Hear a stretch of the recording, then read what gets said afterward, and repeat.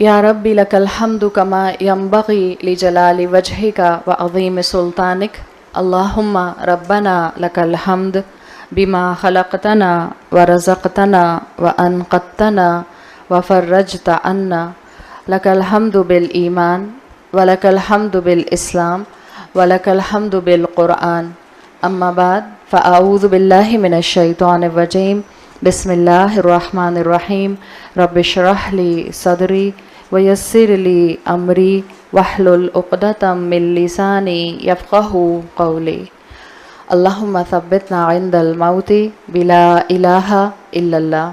ए हमारे अल्लाह, हमें हमारी मौत पर कलमा ला इलाहा इल्लल्लाह पर साबित कदम रखिए, आमीन या रब्बल आलमीन। सूरतुल मुल्क की आयत नंबर 8 हम इंशाअल्लाह शुरू करेंगे। 7 तक हमने मुकम्मल कर लिया था। सेकंड पार्ट सूरह मुल्क का चल रहा है, जिसमें अल्लाह ताला ने इस जगह पर जहन्नुम में जाने वाले लोगों की ग्राफिक पिक्चर दी है। आयत नंबर 8, तकादु तमय्यज़ु मिनल गैज़, करीब है कि जहन्नुम जो है वो ऑलमोस्ट एक्सप्लोड हो जाएगी। कुल्लमा उल्क़िया फ़ीहा फ़ौजुन सअलहुम ख़ज़ानतुहा, जब भी कोई ग्रोह, जब भी कोई फ़ौज, जब भी कोई एक मैसिव ग्रुप जहन्नुम में डाला जाएगा, तो जो जहन्नुम का कीपर गार्ड होगा या जो गार्जियन होगा वो उनसे सवाल करेगा, अलम यातिकुम नज़ीर, क्या तुम्हारे पास कोई वार्न करने वाला नहीं आया था। तो यहाँ पर एक और तस्वीर, आपको एक बहुत ग्राफिक तस्वीर, विविड डिस्क्रिप्शन जो है वो जहन्नुम का मिल रहा है। तकादु तमय्यज़ु मिनल गैज़, करीब है कि जहन्नुम फट जाएगी, यानी आग की इंटेंसिटी को मेंशन किया गया है। आग की इंटेंसिटी क्या होगी कि आग इतनी बढ़ेगी, इतनी ज़्यादा ब्लेजिंग फायर होगी कि ऐसे लगेगा कि जहन्नुम अभी किसी वक्त भी एक्सप्लोड कर जाएगी। आग इतनी फैलेगी कि लगेगा कि जहन्नुम उसको कंटेन नहीं कर सकेगी, लेकिन जहन्नुम आग को कंटेन करेगी, इसलिए कि इस कंटेनर के अंदर इसकी हीट को मेंटेन करना होगा। तकादु तमय्यज़ु मिनल गैज़, ये अरब बहुत अच्छी तरह समझते थे, इसलिए कि ये मुहावरा इस्तेमाल किया करते थे अपनी क्लासिकल लैंग्वेज में। एंशिएंट अरब्स इस जुमले को एज अ मुहावरा, एज अ फिगरेटिव स्पीच इस्तेमाल करते थे। वो कहा करते थे यकादु यतमय्यज़ु मिनल गैज़, किसी इंसान को जब ये कहना हो कि इतना गुस्सा इसको आ रहा है, ही विल ऑलमोस्ट एक्सप्लोड, फट जाएगा। जैसे उर्दू में नहीं हम कहते किसी इंसान का आग बगोला हो जाना, तो आग बगोला हो जाना का मतलब ये नहीं होता है कि खुदा न खास्ता उनको आग लगी हुई है। आप कहती हैं फ़लाँ मुझे देखकर जल गई, अब वो जल गई का मतलब खुदा न खास्ता कोई 3rd degree 2nd degree burn नहीं हो गया उनको। एक मुहावरा है कि बहुत सख्त उनको तकलीफ़ हुई। तो जब अरब ये जुमला इस्तेमाल करते थे, मतलब होता था किसी इंसान को जब इतना गुस्सा आता है कि he is about to explode, लगेगा बस अभी फट जाएंगे। बिल्कुल यही वाला जुमला अल्लाह ताला ने जो अरब इस्तेमाल करते थे जहन्नुम के लिए इस्तेमाल किया। ज़ाहिर है अरब ने जब ये सुना तो उनको अंदाज़ा हो गया, जैसे इंसानों के लिए वो कहते थे कि इतना गुस्सा आ रहा है कि आउट ऑफ रेज फट जाएगा, एक्सप्लोड हो जाएगा। इसका मतलब ये नहीं होता था कि सचमुच कोई खुदा न खास्ता उसकी बॉडी जो है वो मुख्तलिफ फ्रैक्शंस में डिवाइड हो जाएगी। कहने का मतलब होता था गुस्से का इजहार करेगा। तो जहन्नुम का ये डिस्क्रिप्शन अहले अरब फ़ौरन समझ गए थे कि वो इतनी गुस्से वाली जगह है, वो इतनी ज़्यादा ब्लेजिंग फायर की जगह है, वो इतनी बढ़ती हुई राइजिंग फ्लेम की जगह है कि लगेगा कि जैसे फट जाएगी, इतनी हीट हो गई है। लेकिन अल्लाह ताला उसकी हीट को उसके कंटेनर में कंटेन करवाएंगे। बिल्कुल जैसे हमने पढ़ा था पीछे के मौत अल्लाह की मखलूक है, इसी तरह से जहन्नुम अल्लाह की मखलूक है। अल्लाह ने जितनी मखलूक़ात बनाई हैं उसमें से जहन्नुम अल्लाह की तमाम मखलूक़ात में सबसे ज़्यादा ख़तरनाक और डेंजरस मखलूक है। मौत से भी ज़्यादा ख़तरनाक जहन्नुम है। जहन्नुम के लिए अगर आप कुरान और अहादीस का एसेंस इकट्ठा करें तो आपको पता चलता है कि जहन्नुम के अंदर फीलिंग्स हैं। जहन्नुम की जो आग है उसमें फीलिंग्स होंगी। जहन्नुम अपने शिकार को देखकर, अपने प्रे को देखकर स्टेयर करेगी। कुरान की आयत का मफ़हूम आता है कि जहन्नमी को जब देखेगी जहन्नुम दूर से तो उसको देखकर ज़फ़ीरा चिंगाड़ेगी, जैसे कोई वाइल्ड बीस्ट जो है वो चिंगाड़ता है, वो उस वक्त शाउट करता है। तो जहन्नुम के अंदर फीलिंग्स हैं। जहन्नुम अपने दुश्मनों को पहचानेगी। जहन्नुम रोज़े महशर बोलेगी, जैसे कुरान में आता है सूरह क़ाफ़ की आयत नंबर 30 में, यौम नक़ूलु लिजहन्नम, जिस दिन हम जहन्नुम से कहेंगे हलिम तलाती, क्या तुम भर गई हो, व तक़ूलु हल मिन मज़ीद, और जहन्नुम बोलेगी क्या और भी हैं। तो जहन्नुम अल्लाह की मखलूक है। जहन्नुम अल्लाह की मखलूक़ात में सबसे ख़तरनाक मखलूक है। جہنم کی آگ میں فیلنگز ہیں. جہنم اپنے دشمن کو اسٹیئر کرے گی، جہنم اپنے اندر آنے والے جہنمی کو اسٹیئر کرے گی، دیکھے گی، اور جہنمی گفتگو کرے گی روز محشر کے دن. جب اس سے پوچھا جائے گا کیا تم بھر گئی، تو وہ کہے گی کہ کیا اور بھی ہیں. اگر کوئی انسان کہے کہ یہ کیسے ممکن ہے، صرف اس کو تھوڑا سا اپنی عقل کو استعمال کر کے اللہ کے کلام کے سامنے بیٹھنے کی ضرورت ہے. اللہ کے کلام میں آپ صرف اور صرف یہ جہنم اور مخلوقات اور دنیا اور جنت کی حقیقت نہیں سن رہے ہوتے ہیں، آپ کی انٹلیکٹ اس کے ساتھ اٹیچ ہو رہی ہوتی ہے. اللہ کے رسول صلی اللہ علیہ وسلم اتنا وقت نہیں لگاتے تھے صورتوں کے اوپر. آپ صلی اللہ علیہ وسلم نے سورہ ملک کی 30 آیتیں پڑھی، اور جو عرب اور جو صحابہ تھے ان کو سمجھ آ گئی کہ اللہ کے رسول کیا بتانا چاہ رہے ہیں. آپ کی اور میری طرح ایک ایک آیت پر 4 دن اور 5 دن نہیں لگانے پڑتے تھے ان کو، لیکن یہ کانٹینٹ قرآن کے اندر موجود ہے جس کے ذریعے آپ سے اتنی لمبی بات کی جا رہی ہے. قرآن صرف اور صرف ڈسکرپشن نہیں دیتا، قرآن ہر اپنے ریڈر کی انٹلیکٹ کو اپنے ساتھ انٹیکٹ کرتا ہے. شرط صرف یہ ہے کہ پڑھنے والا، سننے والا، ریڈر، آڈینس اس کے سامنے نیوٹرل ہو کر بیٹھے اور سننے کے لیے تیار ہو. تو اللہ کی مخلوقات کس طرح سے فیلنگز رکھتی ہیں یہ تو اللہ بہتر جانتا ہے. بالکل جیسے اللہ کی تمام مخلوقات تسبیح کرتے ہیں، اور اللہ بہتر جانتا ہے کہ کون سی مخلوق کیسے تسبیح کرتی ہے.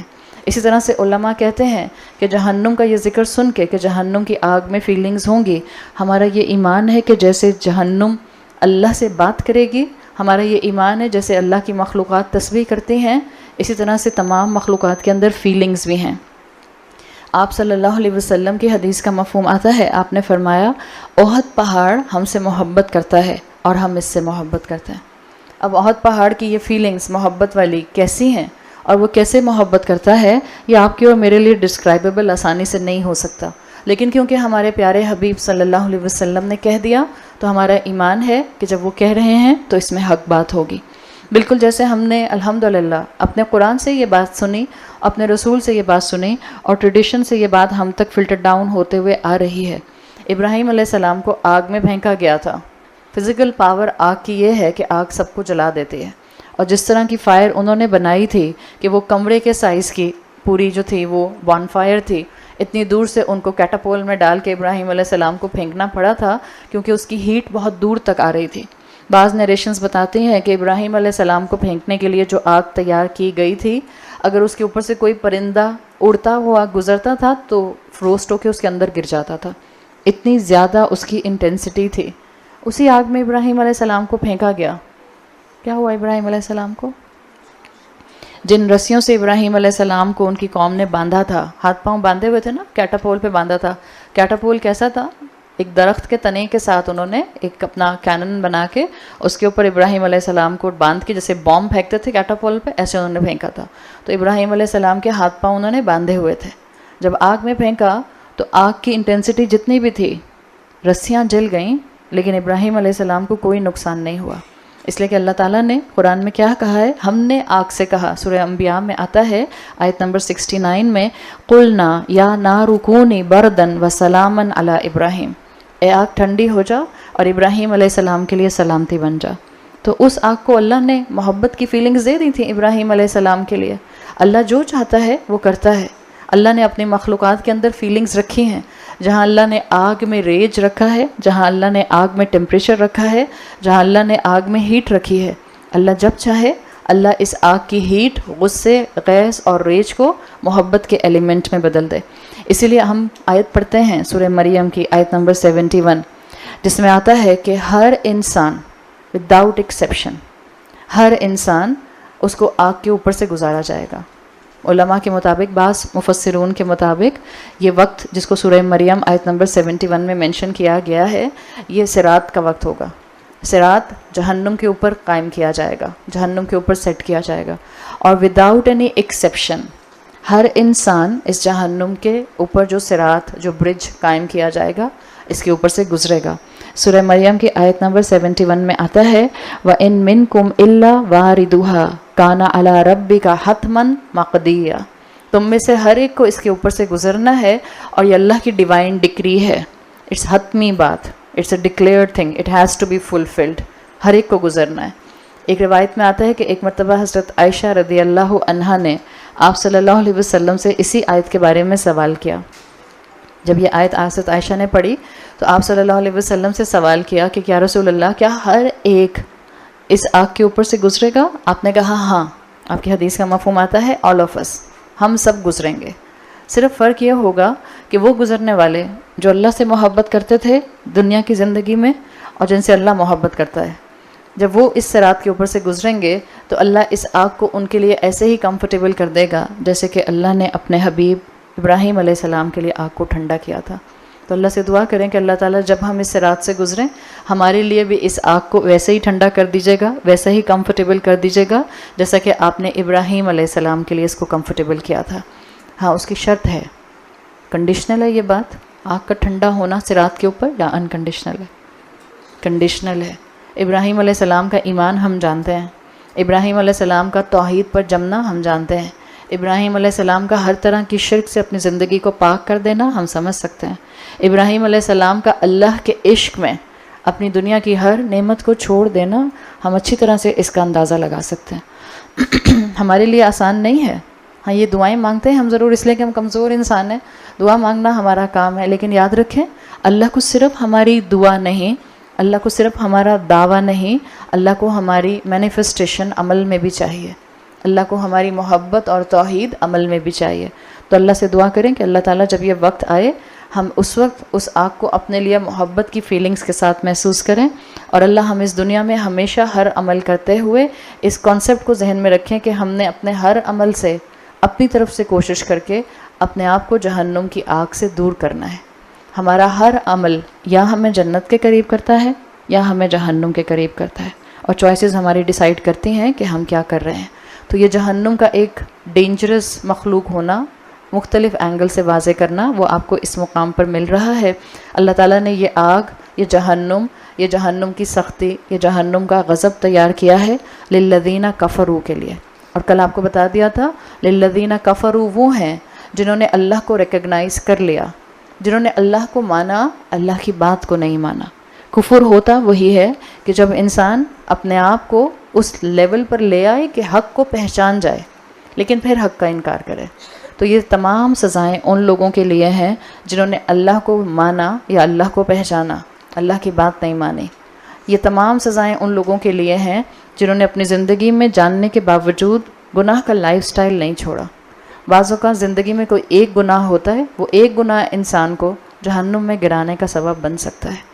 مومن کو جب پتہ چل جائے کہ اس کی زندگی میں ایک چیز گناہ ہے، وہ اپنی زندگی سے اس کو اومٹ کرنے کی کوشش کرنا شروع کر دیتا ہے. جس وقت احساس ہو جائے، چاہے قرآن کی کلاس میں بیٹھے بیٹھے احساس ہو کہ میری زندگی کا یہ عمل پرابلمیٹک ہے، اسی وقت اپنے عمل کو ٹھیک کر لیجیے.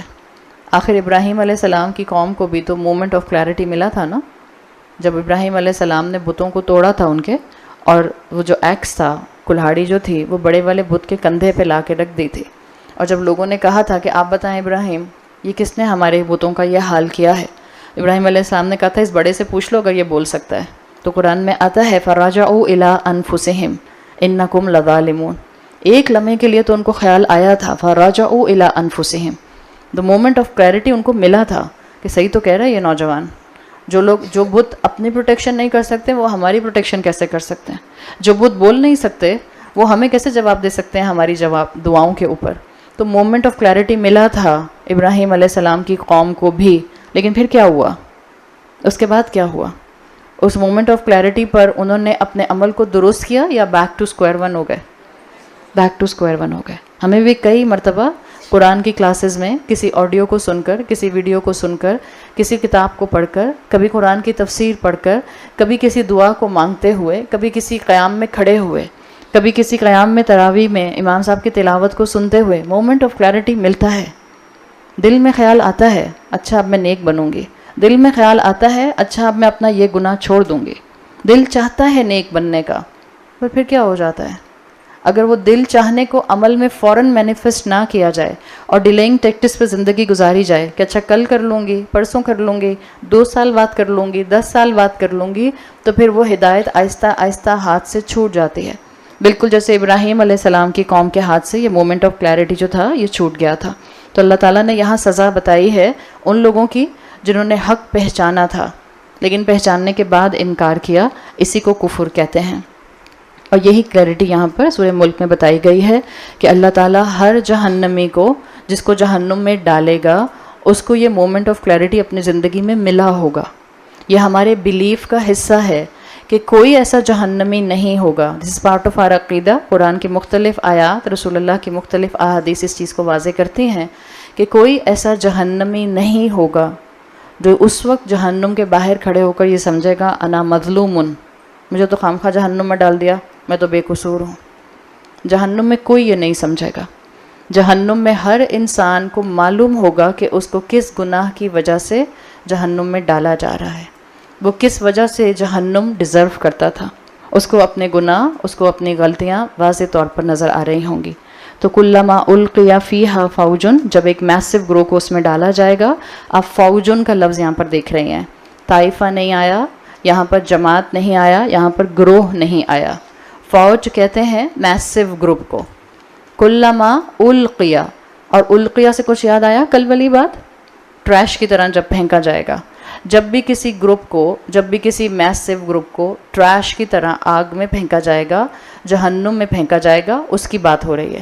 یعنی نمبر ایک، فوج سے مفسرون یہ بات مینشن کرتے ہیں کہ ہر انسان یہ بات یاد رکھے کہ اگر گناہ کرنے میں اس کے ساتھی بہت ہیں، اگر زندگی کی نافرمانیوں والے لائف سٹائل میں اس کے فالوورز بہت ہیں، اگر زندگی میں اس کو اپنا نمبر اپنے ساتھ اللہ کی نافرمانی کرتے ہوئے بہت سوں کا نظر آتا ہے، that we are in a majority, آخر اللہ اتنے لوگوں کو جہنم میں ڈالے گا کیسے. اگر کوئی انسان یہ سمجھتا ہے کہ میجورٹی از دا اتھارٹی اور اس چکر میں وہ اس کم مائنورٹی کا حصہ نہیں بنتا جو اللہ اور اللہ کے رسول اور صحابہ کے عمل پر چل رہے ہیں، تو وہ سب سن لیں، اللہ کو نمبر بودر نہیں کرتا. اللہ ہزاروں کیا، لاکھوں کیا، اللہ بلین کے بلین کو جہنم میں ڈال دے گا. اسی لیے یہاں پر آیا ہے فوجن کا لفظ.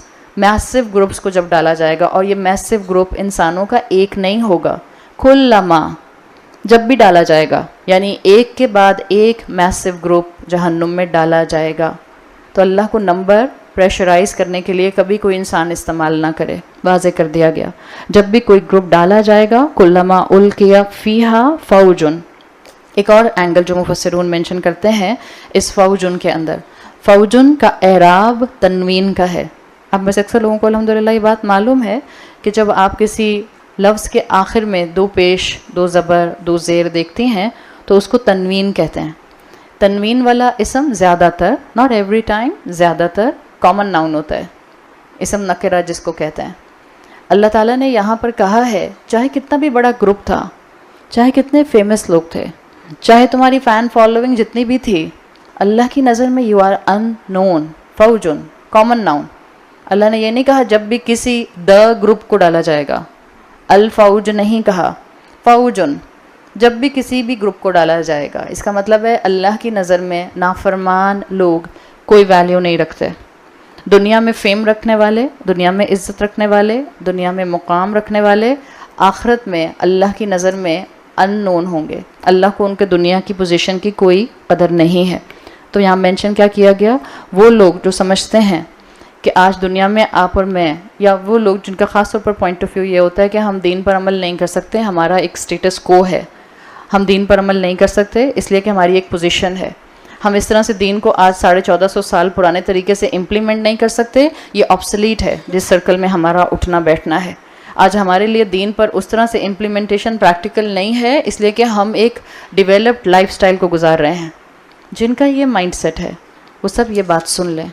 جنہوں نے شریعت کا انکار کیا ہے اس سوچ کے ساتھ کہ اگر ہم نے شریعت پر عمل کیا تو یہ ہماری دنیا کی ترقی کے راستے میں رکاوٹ ہوگا، ہم کیونکہ اس اسکول میں پڑھتے ہیں، اس یونیورسٹی میں پڑھتے ہیں تو ہم یہ گیٹ اپ اڈاپٹ نہیں کر سکتے، ہم کیونکہ اس آفس میں جاب کرتے ہیں تو ہم یہ طریقہ کار اپنی ڈریسنگ کا نہیں رکھ سکتے، کیونکہ ہم اس سوشل سرکل میں اٹھتے بیٹھتے ہیں تو ہمارے اتنے آبسلیٹ برقعے نہیں ہو سکتے ہیں، کیونکہ ہمارا اٹھنا بیٹھنا ایسے لوگوں کے ساتھ ہے. اب ہم ہر پارٹی کو اگنور نہیں کر سکتے، چاہے ہمیں کسی بھی سیلیبریشن کے لیے بلایا جاتا ہے ہم نہیں انکار کر سکتے. ہمارا بزنس سرکل ایسا ہے ہمیں مجبوری میں غزل نائٹس میں اور میوزک کانسرٹس میں جانا پڑتا ہے. جو لوگ بھی اپنے ساتھ کسی بھی قسم کی مجبوری کا ٹیگ، دنیاوی مجبوری کا ٹیگ لگاتے ہیں اور اللہ کی نافرمانی میں کسی نہ کسی ایسنس میں انوالو ہوتے ہیں، وہ سب یہ باتیں سن لیں کہ جنہوں نے دنیا کی شہرت کے لیے، دنیا کے نام کے لیے دین کو سائیڈ لائن کیا تھا، دین کو بیک برنر پر رکھا تھا، قیامت کے دن وہ ان نون ہوں گے، کوئی ان کو نہیں جانے گا، کسی کو ان کی پرواہ نہیں ہوگی، کوئی ان کی قدر اور ان کی رسپیکٹ نہیں کرے گا. دنیا کے ونیئرز دنیا میں ہی رہ جائیں گے. قیامت کے دن ایسے تمام نافرمان اللہ کے لیے اور تمام اس وقت کی امت کے لیے ان نون ہوں گے. اور اگر تھوڑا سا بھی انسان تفکر کے ساتھ سورہ ملک کو ایک دوسری آیت سے انٹر کنیکٹ کرے، جس انسان کی زندگی میں اللہ وہ بابرکت ہستی نہیں تھی، جس بابرکت ہستی کے ساتھ اطاعت کو کانسٹنٹلی اٹیچ کیا جاتا، جس کی زندگی تبارک الذی سے نہیں جڑی، اس کو بقا کیسے مل سکتی ہے؟ جس کی زندگی میں اللہ کا نام کنیکٹڈ نہیں تھا، جس کی زندگی میں اللہ کی دی ہوئی شریعت کنیکٹڈ نہیں تھی، اس کو آخرت میں سٹیبلٹی کہاں سے مل سکتی ہے؟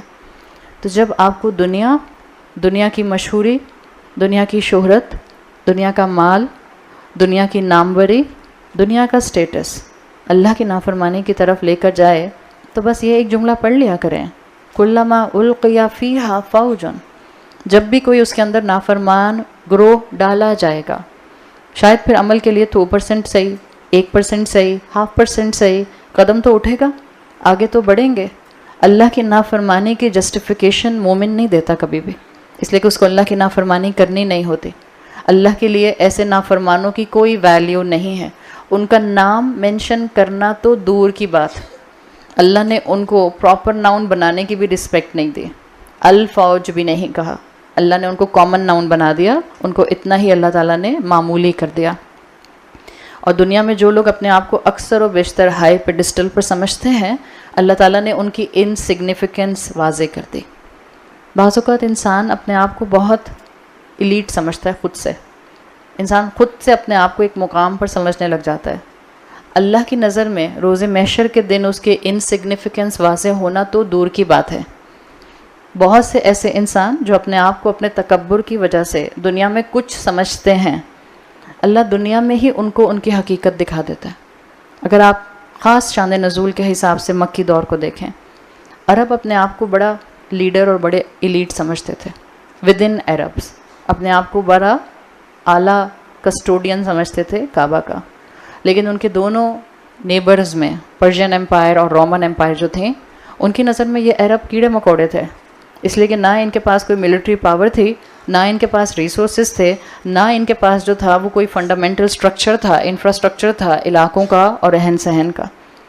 اسی وقت ابھی تو اللہ کے سامنے جا کر کھڑے بھی نہیں ہوئے، اسی وقت ان کو یہ حقیقت اگر یاد آتی اور یہ قرآن کی زبان سے سمجھتے تو ان کو بتایا گیا ہے کہ اللہ کے سامنے کھڑے ہونا تو دور کی بات، اپنے جیسے انسانوں کے سامنے بھی بعض اوقات جب انسان اپنے آپ کو کسی کے سامنے ہائی پیڈسٹل پر رکھ رہا ہوتا ہے، کسی کی نظر میں بالکل انسگنیفیکنٹ ہوتا ہے، کوئی ویلیو نہیں رکھتا ہے، تو اللہ نے واضح کیا ہے جو جاگنا چاہتا ہے اس کو جگانے کے لیے قرآن کی ایک آیت کافی ہوتی ہے، جو پلٹنا چاہتا ہے اس کو قرآن کا ایک جملہ پلٹا لیتا ہے، جو سیدھے راستے پر آنا چاہتا ہے اس کو صراط مستقیم اللہ تعالیٰ دکھاتے ضرور ہیں.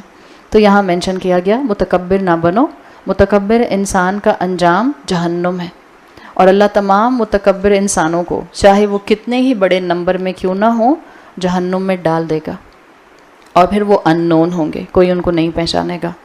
تو اپنے اندر سے سب سے پہلے اسی مقام پر اگر کسی بھی قسم کا کبر ہے، اگر کبھی اپنے آپ کو کچھ سمجھا ہے، اگر کسی بھی قسم کی ایروگنس ہے، اللہ سے دعا مانگیں اللہ مجھے عباد الرحمن میں داخل فرما. اور عباد الرحمن کی سورہ فرقان میں پہلی صفت آتی ہے، وہ یہ کہ وہ نرمی کے ساتھ چلنے والے ہوتے ہیں، ان کے اندر کسی قسم کی اکڑ نہیں ہوتی، وہ اپنے آپ کو کچھ سمجھتے نہیں ہیں. ان کے لیے سب سے اہم اللہ کی فرما برداری ہوتی ہے. وہ اپنے آپ کو نہ کبھی اپنے کپڑوں سے گیج کرتے ہیں، نہ سامنے والے کو اس کے کپڑوں سے گیج کرتے ہیں، نہ وہ سامنے والے کو یہ دیکھ کے سلام کرتے ہیں کہ یہ میرے سلام کے قابل ہے کہ نہیں ہے. رمضان کا مہینہ ہے، ہم لوگ الحمدللہ مسجدوں میں جاتے ہیں، کس کو سلام کرتے ہیں ہم؟ جس کو ہم جانتے ہیں. برابر میں دو بیٹھی ہیں آپ کے رائٹ اور لیفٹ پر، ان کو نہیں سلام کیا، دور نظر آ گئی اپنے محلے والی یا اپنے کلاس کی کوئی فرینڈ، وہاں سے ویو کر دیا ان کو.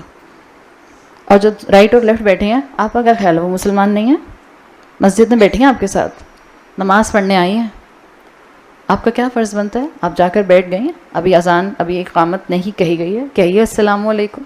ہم کہتے ہیں لوگ جس کو سلام کریں گے اور جس کو جانیں گے اسی کو سلام کریں گے، ورنہ لوگ پوچھتے ہیں ہیلو آپ کون، مے آئی نو یو، جی آپ بتا دیں. جب آپ سے کوئی پوچھے مے آئی نو یو، کہیں جی میرا نام یہ ہے، میں نے مسلمان ہوتے ہوئے آپ کو سلام کیا ہے. اور سلام کرنا انسان کے کبر کو توڑتا ہے. سلام کو عام کیجئے. اب اپنی روٹین بنائیں. اگر آپ باقی دنوں میں مسجد جائیں گی یا اللہ تعالیٰ اگر آپ کو عید کے دن مسجد لے کر جائے گا، جس کا آمنا سامنا، جس سے نظر ٹکرا جائے، سڑک پہ نہیں بات کر رہی میں، مسجد میں جس خواتین کے پورشن میں جس سے نظر ٹکرا جائے، سر ہلائیے. قریب ہیں تو سلام کا جواب دیجئے. ایک اچھی طرح سے سر ہلانا بھی ایک آپ کا اچھا جسچر ہوتا ہے. مسکرا دیجئے دور سے دیکھ کر. کبھی کبھی مسکرانا بھی اچھا ہوتا ہے. مسجد میں بعض خواتین آتی ہیں، لگتا ہے ان کے اوپر لکھا ہوا ہے مسکرانا منع ہے. کیوں؟ یہ کون سی عبادت ہو، یہ کون سی اسپریچویلٹی ہے؟ بعض خواتین چاہتی ہیں ہمیں کوئی دیکھے بھی نہیں مسجد میں. بھئی ٹھیک ہے، آپ اپنی عبادت کے لیے آئے ہیں، لیکن تھوڑا مسجد وہ جگہ ہے جہاں آپ کمیونٹی میں موو کر رہے ہیں. مسجد وہ جگہ ہے جہاں پر آپ کو اپنے محلے کے وہ لوگ ملتے ہیں جن سے ہمیں زندگی میں ملنے کی توفیق نہیں ہوتی ہے، جو ہمارے لائف سٹائلز ہیں. رشتہ داروں سے ملتے ہیں ہم تو سال پیچھے، 2 سال پیچھے. آپ کا کیا خیال ہے؟ آپ صلی اللہ علیہ وسلم کی حدیث کے مطابق تمہارا نیبرہڈ، تمہارے رائٹ ہینڈ پہ 40 گھر اور تمہارے لیفٹ ہینڈ پر 40 گھر. ہم ہر سے جا کے ملتے ہیں عید کے عید بھی. تو مسجد وہ جگہ ہوتی ہے، رمضان وہ مہینہ ہوتا ہے. اٹس اے بلیسنگ کہ آپ اگر مسجد جا رہی ہیں، آپ کو اپنے محلے کے 4 چہرے نظر آتے ہیں، لوگ نظر آتے ہیں، سلام دعا کیجئے. بعض لوگ ادھر سلام پھیرتے ہیں، ایسے تیر کی طرح باہر نکلتے ہیں جیسے پتہ نہیں کون سی الرجی ہے ان کو مسجد سے. یہ نہ کیجئے، ملیں. اس سے تکبر ٹوٹتا ہے انسان کا. مسجد میں آپ جب کھڑی ہیں، بعض اوقات خواتین اپنی صف اس لیے بدل لیتی ہیں، میرے برابر میں جو کھڑی میں ان کے ساتھ کھڑی نہیں ہو سکتی، I can't stand with her. کیوں؟ اس لیے کہ وہ شاید اسٹینڈرڈ میں میرے برابر کی نہیں لگ رہے ہیں. انسان اپنے دل کا حال سب سے بہتر جانتا ہے. یا اللہ جانتا ہے میرا دل، یا میں خود جانتی ہوں اپنے دل کو. جہنم میں جانے والوں کا میجر کریکٹرسٹک کبر ہوگا، تکبر. بالکل جیسے جنت میں جانے والوں کا میجر کریکٹرسٹک خشیت ہوگا، خوف ہوگا. جس دل میں اللہ کی خشیت ہوتی ہے وہ اللہ کی مخلوق کو معمولی نہیں سمجھتا. جس دل میں اللہ کا خوف ہوتا ہے وہ انسان کو ڈیگریڈڈ نہیں سمجھتا. جس دل میں اللہ کا خوف سما جاتا ہے، اللہ کی عظمت سما جاتی ہے، وہ انسان کسی انسان کے گناہ کی وجہ سے بھی اس کو ڈیگریڈ نہیں کرتا. اس لیے کہ انسان مومن کسی بھی انسان کے گناہ سے نفرت کر سکتا ہے، اس انسان سے نفرت نہیں کر سکتا. تو اگر ہم نے اپنے آپ کو جہنم سے بچانا ہے، سب سے پہلے اس کبر کو اپنے دل سے نکال دیں. بعض اوقات ہمیں نہیں پتہ چلتا، ہمارے ایٹیٹیوڈ میں ایروگنس آ جاتی ہے. تو اس میں بہتر ہوتا ہے اپنے آس پاس جو آپ کے قریبی لوگ ہیں، آپ کے اپنے گھر والے، آپ کے بچے، آپ کے ہسبینڈ، آپ کے امی ابو اور آپ کا نوکر جو سارا دن آپ کے ساتھ رہتا ہے، یہ سب لوگ جن کے میں نے آپ کے سامنے نام لیے ہیں، آپ ٹارگٹ بنا لیں 6 مہینے میں وقتاً فوقتاً میں نے ان سے پوچھتے رہنا ہے. سنو میں ایروگنٹ تو نہیں لگتی، پوچھنے میں برائی ہے. کبھی پوچھا اپنے بچوں سے؟ بچے اور اماں ایسا سوال پوچھیں، اب اماں ہاتھ آئیں، خوب دل بھر کے اماں کو بلی کرو. بچوں جو حقیقت ہو وہی بتانا. اگر آپ کو لگتا ہے اماں میں ایروگنس ہے تو پیار سے کہہ دینا، بہت ادب کے ساتھ، جی اماں کبھی کبھی لگتا ہے. اور اگر اماں میں ایروگنس نہیں ہے تو دل کھول کر تعریف کرنا کہ نہیں اماں بالکل بھی نہیں، الحمدللہ آپ تو اتنی سافٹ اسپوکن ہے. حالانکہ دل کہہ رہا ہوگا جی نہیں 24 گھنٹے مجھے ڈانٹتی رہتی ہیں. شوہر سے پوچھیں کیا میں آپ کو متکبر لگتی ہوں؟ کہیں گے بیگم تقوی کا حیضہ ہو گیا ہے کیا، متکبر لگتے ہوں. لیکن پوچھا کریں. کبھی نوکر سے پوچھیں. اب یہ ڈرائیور سے پوچھنے کی ضرورت نہیں ہے، صحیح، یا خانسامے سے یا چوکیدار سے پوچھنے کی ضرورت نہیں ہے. اپنی جو آپ کا فیمیل سٹاف ہے، جو خاتون ہیں کام کرنے والی، ان سے پوچھیں دیکھو تمہیں لگتا تو نہیں کہ میں بتا تکبر والی ہو گئی ہوں. یہ پوچھا کریں. اس میں کوئی کسی قسم کا جو ہے وہ ریا نہیں آئے گی، اس لیے کہ یہ وہ لوگ ہیں جو ہمیشہ ہمیں سچی گواہی دیں گے، اور ہمیں ایسے لوگوں کی سچی گواہی چاہیے ہوتی ہے. متکبر انسان کے دوست کم سے کم ہوتے ہیں. متکبر انسان کے لوگ جی حضوری کرنے والے بہت ہو سکتے ہیں. یاد رکھیے گا، متکبر انسان لوگوں کے دلوں پر راج نہیں کر سکتا. متکبر انسان کو لوگ اس کے پوزیشن اور اس کے فیم کی وجہ سے اس کی بٹرنگ ضرور کر سکتے ہیں تاکہ ان کو بھی 4 فائدے مل جائیں. لیکن جو دل پر راج کرتا ہے، جو دلوں کو فتح کرتا ہے، وہ انسان ہوتا ہے جو جینون ہوتا ہے، جس کی مسکراہٹ بھی جینون ہوتی ہے، جس کا کلام بھی جینون ہوتا ہے، جس کا دیکھنا بھی جینون ہوتا ہے. کیا کس نے کیسے دیکھا، اس سے پتہ چل جاتا ہے کہ وہ متکبر ہے کہ نہیں. مثال کے طور پر آپ مجھے دیکھ کر مسکرائیں اور میرے ماتھے پہ 3 بل سٹیبل رہیں اپنی جگہ پر، اس کا مطلب ہے خدا نہ خواستہ کہ میرے اندر کبر ہے. ورنہ مسکراہٹ کنٹیجیس ہوتی ہے. میں مسکراؤں گی، آپ کو دیکھیں آپ سب مسکرانا شروع کر دیں گے، آپ مسکرائیں گے میں مسکرانا شروع کر دوں گی. تو آج اپنا ٹارگٹ بنائیں. ابھی بھی رمضان کے 4 دن ہیں. رمضان کی برکت سے انسان کی نیکیاں اس کے اندر پرسسٹ کر سکتے ہیں. اللہ سے دعا مانگے گا ہاتھ اٹھا کر، اللہ عباد الرحمن کی پہلی کوالٹی میرے اندر لے آئے.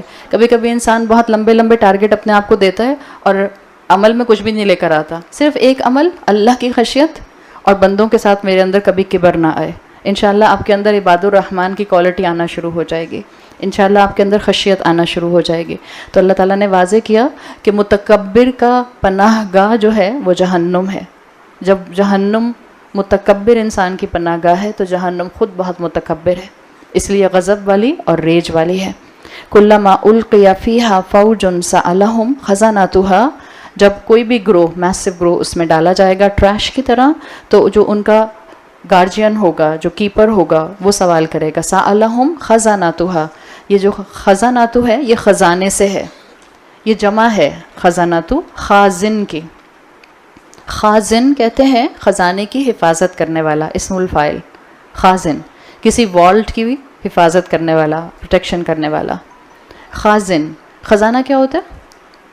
obvious ہوتا ہے، چھپا ہوا ہوتا ہے، چھپا ہوا ہوتا ہے. تو اب ذرا آپ اس کے اندر گہرائی دیکھیں. ایک وہ جو دنیا میں بڑے متکبر تھے، دنیا میں اپنے آپ کو بڑے ایلیٹ لیڈر اور اپنے آپ کو بڑا فیم والا سمجھتے تھے، مشہور سمجھتے تھے، جب جہنم میں ڈالے جائیں گے اللہ کی نافرمانی کی وجہ سے تو ان نون ہوں گے. اللہ نے ان کو ٹائٹل ہی فوج ان کا ان نون دیا ہے. پھر جس جہنم میں ڈالے جائیں گے، خزاناتہا کیا بتا رہا ہے؟ It's a secret chamber, secret prison, مزید ان نون ہو جائیں گے. کہاں ڈالے جائیں گے پیچھے کوئی نہیں جانے گا. کیسی سزاؤں میں ہوں گے، خود تکلیف میں ہوں گے، پیچھے بچانے والا کوئی نہیں ہوگا جو ان کی آوازوں کو سن کر ان کو بچا سکے. تو اللہ تعالیٰ نے خزاناتہا کے اندر اسکالرز کہتے ہیں کہ ایک سیکرٹ پرزن کا ایک جو ہے وہ ایسنس دیا ہے کہ مزید اللہ ان کو دور پھینک دے گا. اور یہ وہ لوگ تھے جنہوں نے دنیا میں اللہ کے کلام سے اپنے آپ کو دور کیا. یہ وہ لوگ تھے جن کو دین پر بات کرنا یا دین کی شریعت پر عمل کرنا بینیتھ دا ڈگنیٹی لگتا تھا. یہ وہ لوگ تھے جن کے لیے دین اور شریعت کے احکامات ایک ٹریپ سے، ایک پھندے سے کم نہیں تھے. یہ وہ لوگ تھے جنہوں نے دین پر عمل کرنا جو تھا وہ اپنی شان کے خلاف سمجھا تھا.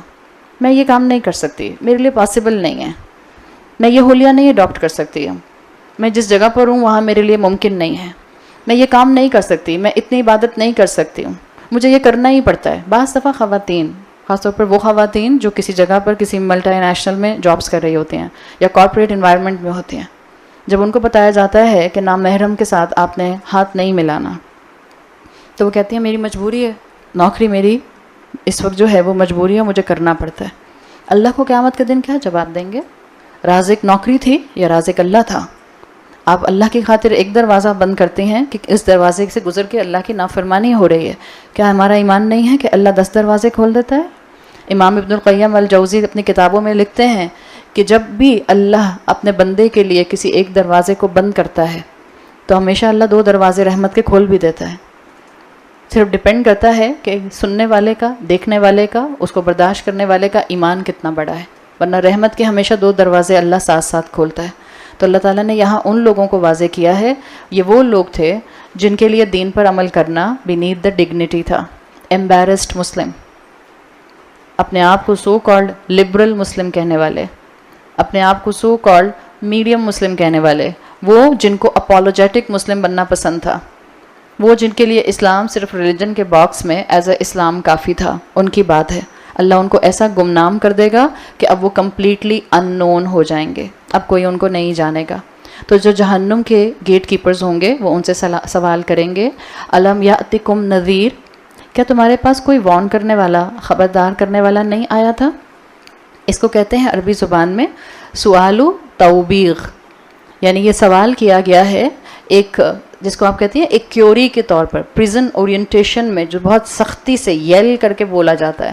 کوئی پیار سے نہیں پوچھا جا رہا، ہم پڑھتے ہیں تلاوت کرتے ہوئے بہت ہی ردھم کے ساتھ پڑھتے ہیں الم یاتکم نذیر. جہنم کے فرشتے ایسے نہیں پوچھیں گے.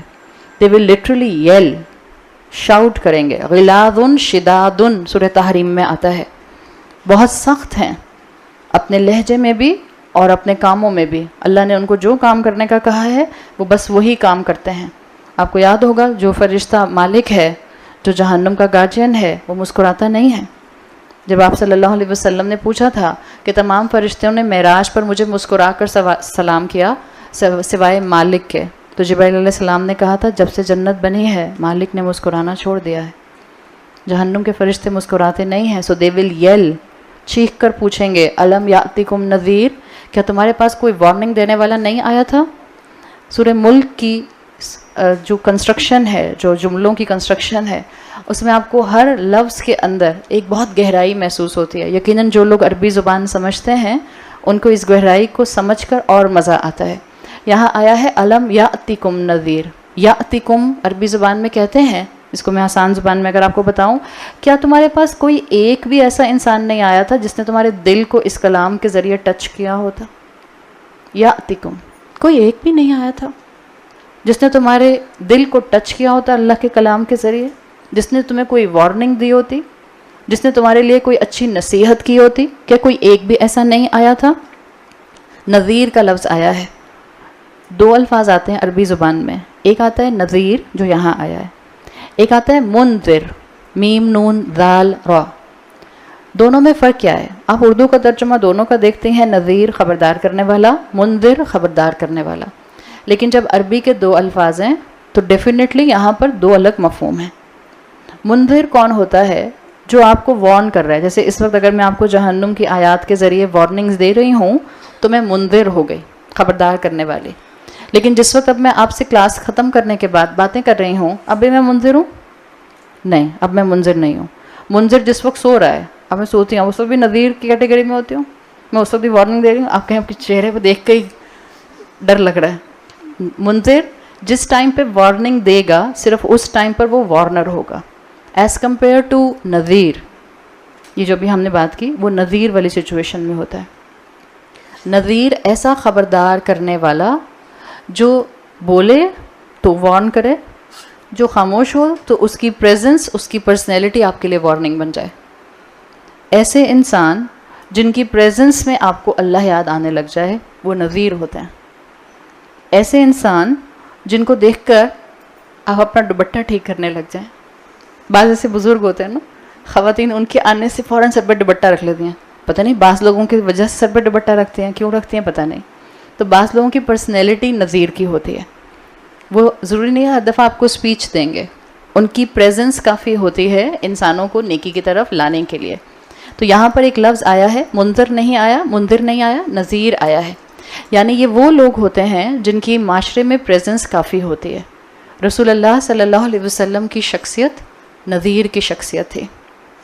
آپ صلی اللہ علیہ وسلم کا ہونا لوگوں کو نیکیوں کے لیے موٹیویٹ کرتا تھا. آپ صلی اللہ علیہ وسلم کی پریزنس لوگوں کو گناہوں سے دور کرنے میں ہیلپ آؤٹ کرتی تھی. یہ ڈفرینسیشن ہے بٹوین منذر اور نذیر. اور اللہ تعالیٰ نے یہاں پہ یہی بات کہی ہے, کیا تمہارے آس پاس کوئی ایک ایسا انسان نہیں تھا جس نے اللہ کے کلام کے ذریعے کبھی تمہارے دل کو امپیکٹ کیا ہو؟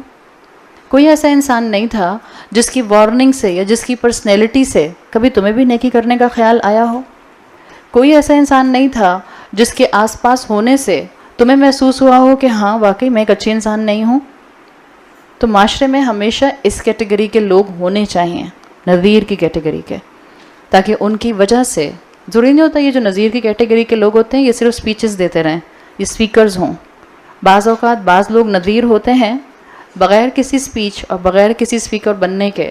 ان کی اخلاق, ان کے کردار, ان کا معاملہ نبھانا, ان کی پریزنس خاندان والوں کے لیے اور آس پاس کے لوگوں کے لیے نذیر ان کو بنا دیتی ہے. لوگ ان سے اچھی باتیں کانسٹنٹلی سیکھتے ہیں, لوگ ان کے اخلاق سے کانسٹنٹلی اللہ اور اسلام کے قریب ہوتے ہیں, لوگ ان کے معاملات نبھانے سے کانسٹنٹلی اپنے دین کے اندر مزید جم جاتے ہیں. تو یہاں مینشن کیا گیا کہ تمہارے آس پاس کیا کوئی ایسا شخص نہیں تھا جو نذیر ہوتا, جو نذیر کی کیٹیگری میں ہوتا. ایک چیز اور یاد رکھیے گا, نذیر صرف رسول نہیں ہوتے, نذیر ہر وہ شخص ہے جو آپ کو اچھی نصیحت کرے گا. نذیر ہر وہ شخص ہے جو آپ کو دین کے لیے انکریج کرے گا. نذیر ہر وہ شخص ہے جو آپ کو اخلاق سکھائے گا. اس لیے میں نے کہا ضروری نہیں ہے کہ جو استاد بن کر بیٹھا ہے صرف وہ نذیر ہے. آپ کے ماں باپ آپ کے لیے نذیر ہوتے ہیں. قیامت کے دن جہاں اللہ تعالیٰ جہنمیوں سے یہ سوال فرشتوں کے ذریعے کرائیں گے، الم یاتکم نذیر، کیا تمہارے پاس کوئی وارن کرنے والا نہیں آیا تھا؟ اولاد ہوتے ہوئے ہم سوچ لیں، کیا تمہارے پاس کوئی امی نہیں آئی تھی تم کو گائیڈ کرتی رہتی، بیٹا یہ کام غلط ہے؟ اور نہ پریکٹیکل نوٹ. قرآن کی آیات کو جب آپ پریکٹیکل نوٹ پر لے کر آتے ہیں تو آپ کو چیزیں فوراً کلک کرتے ہیں، آپ کو فوراً سمجھ آتا ہے ہاں دس از فار می. ورنہ آپ اس کو ایلینیٹڈ ہو کر پڑھتے رہتے ہیں. آپ کہتے ہیں ہاں کسی کی بات ہے، ہاں جس کو جہنم میں ڈالا جائے گا، ہاں جس کے پاس اللہ کے رسول آئے تھے، ہاں جس نے صحابہ کی زبان سے قرآن سنا تھا. نو، دس از فار می ٹو.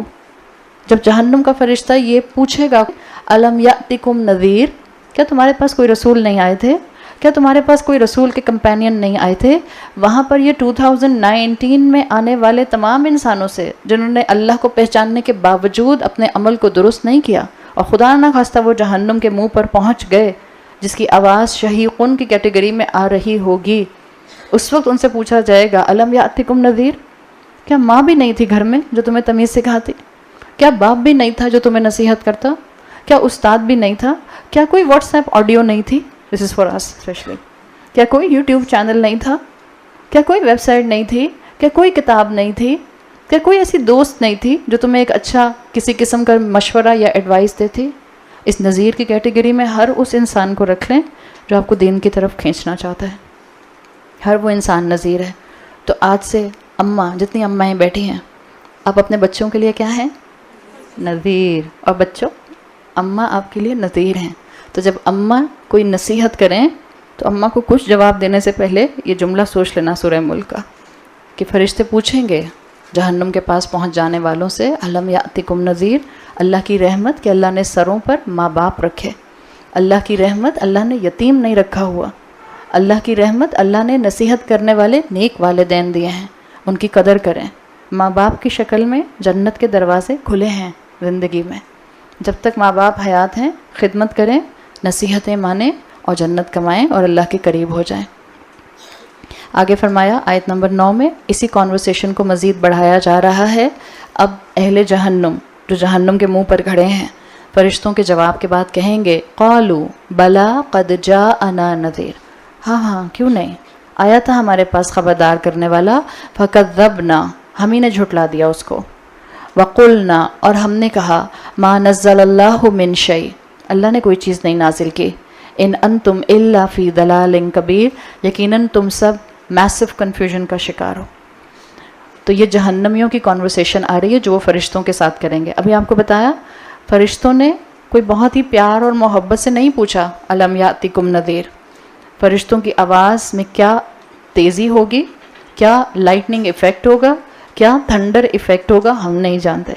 صرف وہ 2 فرشتے جو ہر انسان کو بہرحال فیس کرنے ہیں کہ جب قبر میں دفنا کے جایا جاتا ہے تو ہر مومن، ہر کافر، ہر منافق کے لیے وہ 2 فرشتے ایک ہی فارمیٹ پر آتے ہیں، جن کے لیے آتا ہے کہ وہ 2 فرشتے آتے ہیں حدیث میں جس کا مفہوم آتا ہے سیاہ چہروں والے جن کی آنکھیں نیلی ہیں اور جن کی آنکھوں کے اندر بجلی کی کڑک اور جن کی آواز کے اندر بادلوں کی گرج ہے.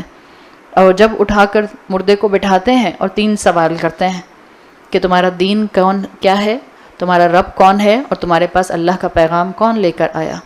جب ہر انسان کو ملنے والے، سوال پوچھنے والے، قبر میں آنے والے 2 فرشتے، ان کی کیفیت یہ ہے جن کو بعض لوگوں نے بعض احادیث سے منکر اور نکیر کہا ہے.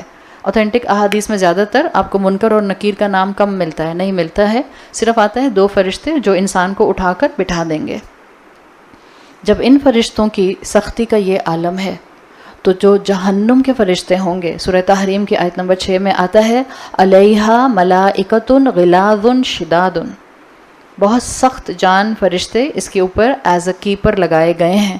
لا یعصون اللہ ما امرہم، وہ اللہ کی نافرمانی بالکل نہیں کرتے. ویفعلون ما یؤمرون، اور وہ وہی کرتے ہیں جس کا ان کو حکم دیا جاتا ہے. تو آپ جہنم کے فرشتوں کے سامنے جتنا بھی معصوم چہرہ بنا لیں، جتنا بھی گڑ گڑا لیں، جتنے بھی آنسو بہا لیں، لا یعصون اللہ ما امرہم، وہ اللہ کی نافرمانی نہیں کرتے. اور یہ جہنمی وہ ہوں گے جس سے یہ کانورسیشن ہو رہی ہے، جن کے فیصلے ڈیسائیڈ ہو چکے ہیں.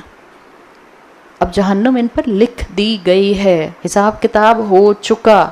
یہ جہنم کے منہ پر کھڑے ہیں، انٹرنس پہ کھڑے ہیں اندر جانے کے لیے، اپنی اپنی باری میں اندر ٹریش کی طرح پھینک دیے جائیں گے. یہ ان کی بات ہو رہی ہے. اور جب یہ سخت فرشتے اپنی ٹون میں ان سے سوال کریں گے، تو جب جواب دینے والے انسان کرمنل جواب دیں گے تو کیا ٹون ہوگی ہم اندازہ کر سکتے ہیں. جب کہیں گے قالوا بلا قد جاءنا نذیر، ہاں ہاں بالکل ہمارے پاس آیا تھا خبردار کرنے والا، فکذبنا، ہم ہی نے جھٹلا دیا. دس is a natural human instinct. اگر انسان کے اندر تھوڑا سا بھی اپنا ایمان جاگ جائے، اگر انسان کے اندر تھوڑا سا بھی پازیٹیو خوف پیدا ہو جائے، تو انسان اپنی غلطی کو ایڈمٹ کرتا ہے. اپنی غلطی کو ایڈمٹ نہ کرنے والا متکبر ہوتا ہے. اپنی غلطی کو نہ ایڈمٹ کرنے والا اپنی فطرت کو چھپانے والا ہوتا ہے. اپنی غلطی کو نہ ایڈمٹ کرنے والا اپنے نفس کی ورشپ کرنے والا ہوتا ہے. ہر انسان اپنے دل میں جانتا ہے اس نے کب گناہ کیا، اس نے کہاں غلطی کی اور کہاں وہ غلطی کر رہا ہے. دنیا میں ان کو عقل نہیں آئی تھی، جہنم دیکھ کر سب عقل کام کرنا شروع کر دے گی. دنیا میں انہوں نے فطرت کو دبایا تھا، آخرت میں وہ فطرت خود زبان سے سچ نکلوائے گی. خود کہیں گے فَكَذَّبْنَا، خود کہیں گے، کیوں نہیں، بلا قد جاءنا نذیر، ہاں ہاں بالکل ہمارے پاس آیا تھا. لیکن اب اس موقع پر ایڈمٹ کرنا، اس موقع پر اعتراف کرنا، اس موقع پر سوری بولنا فائدہ دے گا؟ اب فائدہ نہیں دے گا. سوری کہنے کے لیے ابھی بھی 5 دن باقی ہیں. یہ آخری دن رمضان کے، جاتے جاتے رمضان، پورا سال سوری بولیں، جب دل چاہے سوری بولیں، جس وقت گناہ ہو سوری بولیں. لیکن بہرحال اللہ کے سامنے اپنے اعمال، اپنی توبہ، اپنی ٹوٹی پھوٹی عبادات اور اپنی دعائیں پیش کرنے کے لیے یہ بہترین 5 دن ہیں. Don't waste them, don't waste them. بعض بچوں کی چھٹیاں ہو گئی ہیں، بعض بچوں کے پیپرز ختم ہو گئے ہیں، بعض بچوں کے پیپرز میں گیپس ہیں، بعض بچوں نے اپنے اوپر بڑا اپنے آپ کو جو ہے وہ افلاطون سمجھا، ہم نے پیپر بھی دیے اور ہم نے روزے بھی رکھے، اب ہمارے پاس 15 دن کا گیپ ہے، امی میں یہ سیزن دیکھوں گی، سیزن 2 پورا کمپلیٹ کروں گی. یہ نہیں کرنا. یہ 5 دن عبادت کے دن ہیں، یہ 5 دن معافی مانگنے کے دن ہیں. قیامت کے دن جہنم دیکھ کر اعتراف کرنا اور اس وقت ایڈمٹ کرنا کہ ہاں ہم سے غلطیاں ہو رہی ہیں، وہ فائدہ نہیں دے گا. آج ایڈمٹ کریں، آج اس بات کو مانیں اور اللہ کے سامنے ایسی خشیت اللہ سے مانگیں کہ آئندہ ہمارے قدم کبھی گناہ کی طرف نہ اٹھیں. تو یہ کہیں گے، اس وقت پور آؤٹ کریں گے، اس وقت چیخ چیخ کر بولیں گے، اس وقت جو ہے وہ پلیڈ کریں گے قد جاءنا نذیر، ہاں بالکل ہمارے پاس نذیر آیا تھا. آپ قرآن کے الفاظ کی خوبصورتی دیکھیں. ابن عاشور اپنی تفسیر میں لکھتے ہیں، وہ کہتے ہیں سوال کیا گیا تھا فرشتوں سے، الم یاتکم نذیر، کیا تمہارے پاس کوئی نذیر نہیں آیا تھا؟ کوئی ایسا بندہ آیا ہوتا جس کی صرف پریزنس نے تمہارے دل کو ٹچ کیا ہوتا؟ کوئی ایسا بندہ آیا ہوتا جس نے صرف ایک دفعہ تمہیں ایسی نصیحت کی ہوتی؟ یاتکم کے اندر یہ ایسنس ہے، ایک دفعہ ایسی نصیحت کی ہوتی جو دل پر لگی ہوتی. دس از دا ایسنس ان یاتکم. الم یاتکم نذیر کا جواب ابن عاشور کہتے ہیں ہونا چاہیے تھا، یہ لوگ جواب دیتے قد آتانا نذیر، ہاں ہاں آیا تھا ہمارے پاس نذیر. آتانا نہیں آیا، کیا آیا آیت میں؟ قد جاءنا Nazir. Now there is a difference between آتانا and جاءنا. دونوں میں آنے کا مفہوم آ رہا ہے، لیکن عربی زبان میں کوئی بھی 2 الفاظ ایک دوسرے کا پرفیکٹ سبسٹیٹیوٹ نہیں ہوتے. there is a difference. اللہ تعالیٰ نے 2 الفاظ استعمال کیے ہیں تو 2 الگ الگ مفہوم ہیں. اگر یہاں پر آتانا آتا تو ہوتا ہاں ایک مرتبہ کوئی آیا تھا بتانے والا، مگر یہ کہہ رہے ہیں جاءنا. جاء عربی زبان میں کہتے ہیں کلمۃ تدل علی المبالغہ والمشقہ، یعنی جو نذیر تھا اس نے تو اپنا حق ادا کیا تھا، ایک دفعہ تھوڑی بتایا تھا، کانسٹنٹلی بتاتے تھے، بار بار وارن کرتے تھے، پیار سے سمجھاتے تھے، حکمت سے سمجھاتے تھے، خلوص سے سمجھاتے تھے. اب نذیر کی جگہ پر ذرا اماں کو رکھیں. بیٹھی ہیں بچیاں میرے سامنے تو مجھے مجبوری میں بول دیتی ہوں، الحمدللہ بہت سی بچیاں واٹس ایپ پر سنتی بھی ہیں، اس لیے میں بول دیتی ہوں کیونکہ یہ فیکٹ ہے نا. جب آپ اس طرح سے سورہ ملک کو سمجھتے اور پڑھتے ہیں تو پھر آپ کو یہ اپنی زندگی کا حصہ لگتی ہے. جب آپ اس کو ایلینیٹڈ ہو کر سنتے اور سمجھتے ہیں تب آپ کو لگتا ہے ہاں ایک قرآن کی صورت تھی جس کو ہم نے سمجھا اور صرف آپ کے لیے ایک اور میرے لیے ایک انٹلیکچوئل اسٹیمولیشن کا باعث بن جاتی ہے. It's not just intellectual stimulation yet it has the power of intellectual stimulation. لیکن یہ مجھے اور آپ کو ایموشنلی قرآن کے ساتھ اٹیچ کرتی ہے. یہ مجھے اور آپ کو ایموشنل اسٹرینتھ دیتی ہے. کہہ رہے ہیں جا انا نذیر. یہ وہ لوگ ہیں جن کو دنیا میں دین والے مولوی بالکل اچھے نہیں لگتے تھے. برقعے والی آنٹیاں زہر لگتی تھیں. جن کے لیے کسی کو مولوی کہنا کمپلیمنٹ نہیں ہوتا تھا, کرٹیسائز کرنا گالی ہوتا تھا. جن کے لیے کسی داڑھی والے شخص کو دیکھ کر بعض لوگ بلا وجہ ایگزیجریٹ کرتے ہیں. فلاں کو دیکھا تھا ان کی داڑھی اتنی لمبی تھی. بھیا کسی کی داڑھی اس کی کہاں تک آ سکتی ہے؟ چیسٹ سے نیچے تو نہیں جائے گی نا. بعض لوگ ایگزیجریٹ کرتے ہیں اور مذاق اڑاتے ہیں. یہ کیا چیز ہے؟ بعض خود مائیں اپنے بیٹوں کو کہتی ہیں یہ کیسی داڑھی رکھ لی ہے, بکرا لگ رہے ہو. Can't even imagine. اور بیٹے نے سنت کے اندر سنت کو فالو کرتے ہوئے داڑھی رکھی ہے. مائیں ہوتی ہیں, نانیاں ہوتی ہیں, دادیاں ہوتی ہیں جو جوان بچیوں کے سروں سے حجاب کھینچ دیتی ہیں. تمہارے رشتے نہیں آئیں گے. یہ کیا بوڑھی روح بن کر بیٹھی ہوئی ہو؟ کیا بن گئی ہو یہ تم؟ یہ مزاج گھر کے بڑوں کے اگر بن جائیں تو پھر اگلی نسل صراط پر پار لگے گی یا صراط سے نیچے آگ میں گرے گی اور گرائے گی سب کو. ہم سب کو اپنی آنکھیں کھولنے کی ضرورت ہے. اللہ تعالیٰ ہمیں ایموشنلی اس قرآن سے اٹیچ کر رہا ہے.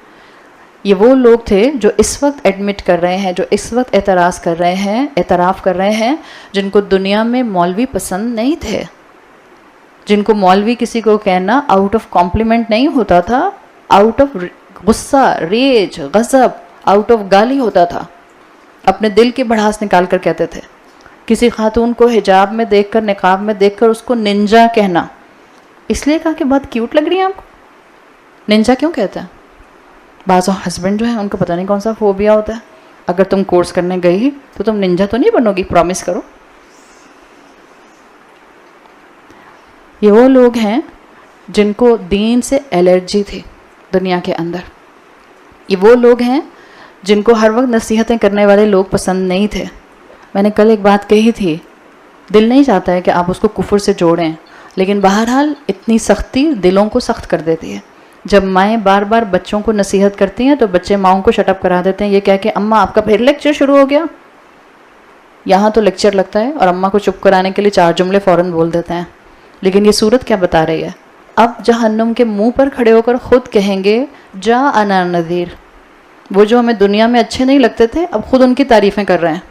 جن کے لیے دین کی بات ویسٹ آف ٹائم تھا, جن کا مزاج یہ تھا کہ اچھا انسان بننے کے لیے دین ایک ایکسٹرا چیز ہے, ہم اچھا انسان بن گئے, ہمیں اس کے لیے دین کی ضرورت نہیں ہے, ہمارا اسپریچویلٹی کا ایک اپنا اینگل ہے, آپ ہمیں اسپریچویلٹی کا کوئی طریقہ مت بتائیں. یہ وہ قوم, وہ یوتھ جن کے لیے کہا جائے بیٹا دعا مانگ لو, ہم آپ کو بتا کر دعا کیوں مانگے؟ یہ بھی کوئی بات ہے؟ اماں کہہ رہی ہیں بیٹا دعا مانگ لو, میں آپ کو کیوں دکھاؤں میں دعا مانگ رہی ہوں؟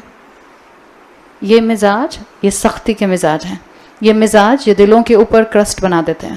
یہ مزاج اس سے دلوں کے اندر قسوت آ جاتی ہے, دلوں کے آس پاس جو ہے وہ ایک ہارڈ شیل آ جاتا ہے, اور جو اندر فطرت والا نرم دل ہے وہ کہیں چھپ جاتا ہے. یہ سب وہ مائنڈ سیٹ ہے جو اس دنیا کا ہے. قیامت کے دن اعتراف کرے گا کہ نہیں نہیں ہمارے پاس آئے تھے اور بڑی ایفرٹ سے پیغام پہنچایا تھا. جا انا میں ایسنس ہے, ایسا نذیر, ایسی وارننگ دینے والا جو پیچھے پڑ جائے آپ کے, جو محنت کرے آپ کو اچھی بات بتانے کے لیے, جو جان لگا دے آپ کو اچھی بات سمجھانے کے لیے, جو محنت کر کر کے آپ کو بار بار نصیحت کرے, محبت سے نصیحت کرے, ایک اینگل سے سمجھنا آئے دوسرے اینگل سے سمجھائے, ایک بات سمجھنا آئے دوسری بات کی موٹیویشن دلائے. اب ایڈمٹ کریں گے کہ نہیں نہیں ہمارے پاس نذیر آیا تھا اور بڑی محنت سے اس نے ہمیں بات بتائی تھی, یہ تو ہماری غلطی ہے, مسئلہ ہمارا تھا, فَكَذَّبْنَا, ہم ہی نے ریجیکٹ کر دیا. فَكَذَّبْنَا کے بعد آگے دیکھیں آیت میں آ رہا ہے جملہ وَقُلْنَا. فَكَذَّبْنَا کا مطلب ہوتا ہے تو جھٹلایا ہم نے. کس کو جھٹلایا؟ یہ آیا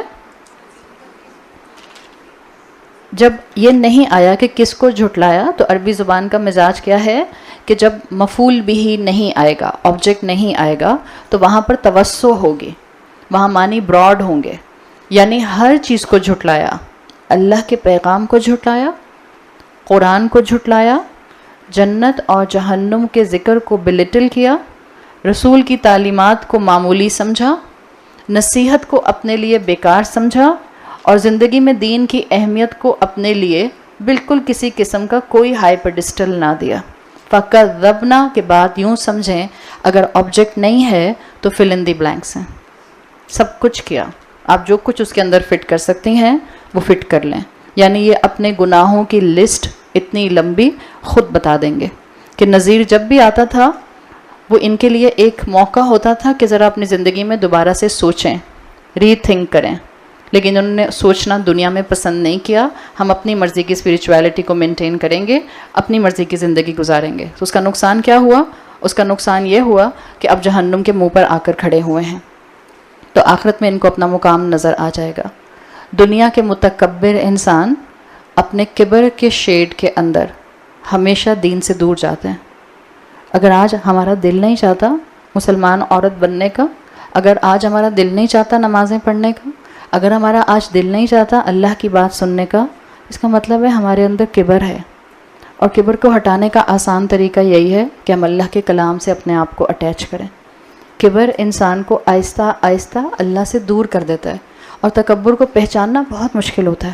آپ صلی اللہ علیہ وسلم کی حدیث کا مفہوم آتا ہے کہ تکبر جس کے دل میں ایٹمز ویٹ کے برابر بھی ہوگا وہ جنت میں نہیں جا سکے گا، ایٹمز ویٹ کے برابر۔ اور کس نے اپنی آنکھ سے ایک ایٹم دیکھا ہے؟ کس نے اپنی آنکھ سے ایک ایٹم دیکھا ہے؟ تو اپنے آپ کو کانسٹنٹلی تکبر سے بچانے کی ضرورت ہے۔ اگر آپ شان نزول میں دیکھیں تو یہاں پر قریش موجود تھے جو اپنے آپ کو ایلیٹ سمجھتے تھے، پبلک فگر تھے نا۔ قریش کے جتنے سردار تھے یہ بڑے پرومیننٹ تھے، حرم کے اندر، کعبہ کے پاس آس پاس رہنے والے، مکہ میں رہنے والے، ان کی عزت تھی، اس لیے کہ یہ کعبہ کے کسٹوڈین تھے۔ تو جب عزت ہوتی ہے، جب فیم ہوتا ہے، جب اللہ کوئی بڑی جاب، جب کوئی اللہ بڑا کاروبار دے دیتا ہے، جب اللہ زندگی کے اندر ایک مقام اور ایک سٹیٹس دے دیتا ہے، تب اللہ کا بندہ بن کر دکھانا یقیناً مشکل ہوتا ہے۔ لیکن جو بن جاتا ہے اس کو پھر اللہ تعالیٰ دنیا اور آخرت کا فیم عطا کرتا ہے۔ مشکل ہوتا ہے، نعمتوں میں انسان زیادہ تر ہمیشہ نافرمانی میں گئے، نعمتوں میں انسانوں نے گناہوں کو اڈاپٹ کیا۔ نعمت خالق سے دور کرتی ہے۔ ایک مٹھی بھر لوگ رہے ہمیشہ سے جو نعمتوں کے راستے سے اللہ کی طرف آئے، جنہوں نے اپنی نعمتوں کو اللہ کا قرب حاصل کرنے کے لیے استعمال کیا، ورنہ ہمیشہ سے نعمتیں انسانوں کو بگاڑتی رہیں۔ جب ہر خواہش پوری ہوتی ہے تو نفس موٹا ہونا شروع ہو جاتا ہے۔ جب ہر خواہش پلیٹ میں رکھ کے مل جاتی ہے تو پھر نفس کی قربانی دینے کا دل نہیں کرتا ہے۔ تو اگر اللہ نے ہمیں نعمتوں میں رکھا ہے، ہمارے پاس جنت کمانے کے بہت زیادہ چانسز ہیں۔ فرصت دیا اللہ نے ہمیں، وقت دیا اللہ نے ہمیں، صحت دی اللہ نے ہمیں۔ بہت سے زندگی کے وہ کام ہم نہیں کرتے جو میجورٹی لوگ کرتے ہیں۔ تو یہ جو اللہ نے ہمیں فرصت دی ہے، یہ کس لیے دی ہے؟ شاپنگ مالز میں یہاں سے وہاں جو ہے وہ مارے پھرنے کے لیے، ہر وقت جو ہے وہ فرینڈس کے ساتھ ہینگ آؤٹ کرنے کے لیے، کبھی اس کے گھر تو کبھی اس کے گھر، کبھی اس بازار میں تو کبھی اس بازار میں، کبھی اس شاپنگ مال میں تو کبھی اس ریسٹورنٹ میں، بس اس لیے کبھی کسی ایک یوٹیوب چینل کے اوپر ایک سیزن دیکھتے ہوئے، کبھی نیٹ فلکس پر۔ اب ایک نیا طریقہ شروع ہو گیا، میں نے نیٹ فلکس کی ممبرشپ خریدنی ہے، تم میرے ساتھ شیئر کر لو، مطلب تم بھی گناہ میں میرے ساتھ شامل ہو جاؤ۔ This is spreading like a fire۔ Sub young بچوں کو پتہ ہے، اماں شکل دیکھ رہی ہیں، ہاں نہیں کریں، اس لیے کہ آپ اپنا بھی گناہ کریں گے اور جس کو ساتھ میں شامل کیا اس کا گناہ بھی آپ کے اکاؤنٹ میں آ جائے گا۔ تو ایک گناہ نہیں ہوگا، ایوری گناہ ول بی ڈبل۔ اللہ سے دعا مانگیں کہ اللہ ہمیں اس نعمت کے اندر اپنا فرما بردار بنائے، نعمتوں کے اندر اللہ کا فرما بردار بنائے۔ جب درد ہو، جب چوٹ لگے، جب غم آئے، تب تو پلٹتا ہے انسان۔ اور قرآن نے کتنی مرتبہ یہ مزاج بتایا ہے کہ بڑے سے بڑا نافرمان جو اللہ سے دور بھاگتا ہے، اللہ ایک جھٹکا لگاتا ہے دنیا کی زندگی میں، وہ بھی اللہ کو پکار اٹھتا ہے۔ پھر جب اللہ اس کی پکار پر، کتنا رحمان ہے، زندگی بھر جس نے نافرمانی کی، ایک مشکل آئی اور اس نے اللہ کو پکارا اور اللہ نے اس کو اس مشکل سے نکال دیا۔ رحمان ہے نا، موقع تلاش کرتا ہے بندوں کو معاف کرنے کے۔ اس نے اس مشکل سے اس کو نکال دیا اور جیسے ہی مشکل سے نکالا یہ انسان پھر اللہ سے غافل ہو گیا. تو اللہ سے دعا کریں اللہ تعالیٰ ہمیں اپنی نعمتوں کی قدر کرنے والا بنائے. ہر نعمت کا مطلب ہے ذمہ داری. اس لیے نعمت نہیں ملی ہمیں کہ ہم ہیں ہی اتنے اچھے. کیا ہمارے پاس چوائس تھی کہ ہم ایسے گھروں میں اور ایسے سرکمسٹانسز میں رہتے ہیں، اور وہ جو اس وقت باہر سڑک پر کھڑے ہو کر 34 ڈگری 33 ڈگری کے اندر بھیک مانگتے ہیں، وہ جن کے سر پر چھت نہیں ہے، وہ جو فٹ پاتھ پر سوتے ہیں. کبھی سوچا ہے، کبھی ہم نے امیجن کہ ہم امیجن نہیں کر سکتے کہ ہمیں ایک رات فٹ پاتھ پر گزارنی پڑے. لوگ اپنی زندگیاں اس میں گزار رہے ہیں، بچے جوان ہو رہے ہیں سڑکوں کے اوپر. ہمارے پاس کیا کریڈٹ ہے ایسا کہ ہم ایسے گھروں میں اور وہ سڑکوں پر؟ کیا ہمیں ایسے پر لگے ہوئے ہیں؟ کون سے ہم آسمان سے اترے ہیں؟ جیسے وہ اشرف المخلوق ویسے ہی ہم مخلوق. جیسے ان کے 2 ہاتھ پاؤں ویسے ہمارے 2 ہاتھ پاؤں. جیسے وہ اللہ کے بندے ویسے ہم اللہ کے بندے. تو پھر اللہ نے ہمیں اتنی نعمتوں میں کیوں رکھا ہے؟ اس لیے کہ ہم ہیں ہی اتنے اچھے. اس لیے کہ اللہ نے ہم سے کوئی کام لینا ہے. ان کا امتحان غربت کا امتحان، ان کا بھی امتحان ہے اور ہمارا بھی امتحان ہے. ہمارا امتحان مال کا امتحان. کون سا امتحان زیادہ سخت ہے؟ ہم کہتے ہیں غربت کا امتحان. نہیں، غربت تو خالق سے جوڑ دیتی ہے. غربت تو دل کو نرم کر دیتی ہے. وہ سڑک پر پھرنے والی عورت، وہ سڑک پر پھرنے والے بچے، ان کے چہروں پر مسکراہٹ ہوتی ہے. اور ہمارے بچے اے سی سے نکل کر اے سی میں بیٹھتے ہیں، بہترین سے بہترین سکولز میں پڑھتے ہیں. ہر دنیا کی نعمت موجود ہے اور ماتھے کے بل ختم نہیں ہوتے ہیں. مسکراہٹ چہرے پر آتی نہیں ہے. گھر آتے ہیں لگتے ہیں مسکراہٹ کسی بیگ میں ڈال کے لاکر میں ڈال کے بند کر دیتے ہیں. اس کا مطلب ہے ہمارے بچوں میں کبر آ رہا ہے اور اس کبر کا علاج کرنے کی ضرورت ہے. ڈیلیڈ گریٹیفیکیشن اپنے بچوں کو سکھائیں. جتنی مائیں بیٹھی ہیں اپنے بچے کی ہر خواہش پلیٹ میں رکھ کے ان کے مانگنے سے پہلے مت پورا کر دیں. یہ ان کو متکبر بنا رہا ہے. وہ سمجھتے ہیں ہمارا حق ہے. جبھی تو آپ دیکھیں جب ماں باپ اولاد کو سمجھاتے ہیں بیٹا آلریڈی بہت ہو گیا تم پر خرچہ، بس اب بریکس لگاؤ، تو بچے کیا کہتے ہیں؟ تو آپ نے کون سا خاص کام کیا؟ آپ کا رائٹ ہے، آپ کریں. یہ متکبر مزاج ہے. جب نعمت کو اپنا حق سمجھا جائے، ہمارا حق ہے کہ ہم اس طرح کے گھروں میں رہیں اور اسکول کالجز میں پڑھیں. اور سڑک پہ پھرنے والے وہ بچے جن کی ڈیسپریشن یہ ہے کہ وہ اسکولس میں جانا چاہتے ہیں لیکن ماں باپ کے پاس ریسورسز نہیں ہیں. ہمیں اپنا امتحان سمجھنا ہے. ہم نے اپنی زندگی کا بہترین استعمال کرنا ہے. ایلیٹ سمجھ کے اپنے آپ کو قریش کی طرح اپنے آپ کو جہنم کا مزید ایلیجبل نہیں بنانا. تو قریش کا کیا کہنا تھا یا قریش کا کیا انداز تھا؟ جب اللہ کے رسول صلی اللہ علیہ وسلم کوئی دعوت دیتے تھے ہر بات کو جھٹلا دیتے تھے، سننے کو تیار ہی نہیں ہوتے تھے. اللہ کے رسول صلی اللہ علیہ وسلم اور ان کے ساتھیوں کو آتا دیکھتے تھے تو وہیں سے شروع کر دیا کرتے تھے پلاننگ. لوگوں کو کہہ دیا کرتے تھے کان بند کر کے گزر جاؤ، ان کی بات نہ سننا. اسی پکچر کو یہاں ڈپکٹ کیا گیا ہے فَكَذَّبْنَا وَقُلْنَا مَا نَزَّلَ اللَّهُ مِنْ شَيْءٍ. ایڈمٹ کریں گے ہم نے جھٹلایا اور ہم ہر بات پہ کہتے تھے ہاں اللہ نے کوئی بات نازل نہیں کی. دنیا میں دور بھاگتے تھے دین کی ڈسکشن سے. آج وہ تمام مائنڈ سیٹ جو بڑے آرام سے یہ کہتا ہے کہ ہم ہر چیز پر بات کریں گے، ریلیجن کو ڈسکس نہیں کریں گے، ہم ہر چیز کو ڈسکس کریں گے، ہم دین کی بات نہیں کریں گے، وہ سب مائنڈ سیٹ یہ بات سمجھ جائے کہ وہ اصل میں اپنے آپ کو دین سے دور کر کے اللہ کی رحمت سے دور کر رہے ہیں. یہ دین ہے، یہ میری زندگی کا حصہ ہے، یہ میری چوائسز کا حصہ ہے، یہ میرے اٹھنے بیٹھنے کا حصہ ہے. اس کو جانیں گے تو اپنی آخرت کو سنوار سکیں گے اور دنیا کی کوالٹی کو مینٹین کر سکیں گے. آگے فرمایا ان انتم الا فی ضلال کبیر، تو تم لوگ تو ہیوج میسو کنفیوژن میں ہو. اس سے یہاں پر ان انتم جو آیا ہے، اس انتم سے ہی اسکالرز نے اس آیت میں کہا ہے کہ نذیر صرف رسول اللہ صلی اللہ علیہ وسلم نہیں تھے، ورنہ آتا ان انتا الا فی ضلال کبیر. انتم پلورل آیا ہے، جمع آیا ہے، جو یہ بتا رہا ہے کہ اور ڈرانے والے بھی تھے، اور نصیحت کرنے والے بھی تھے، اور سمجھانے والے بھی تھے. ان انتم الا فی ضلال کبیر کے اسکالرز نے 2 مفہوم کیا ہے.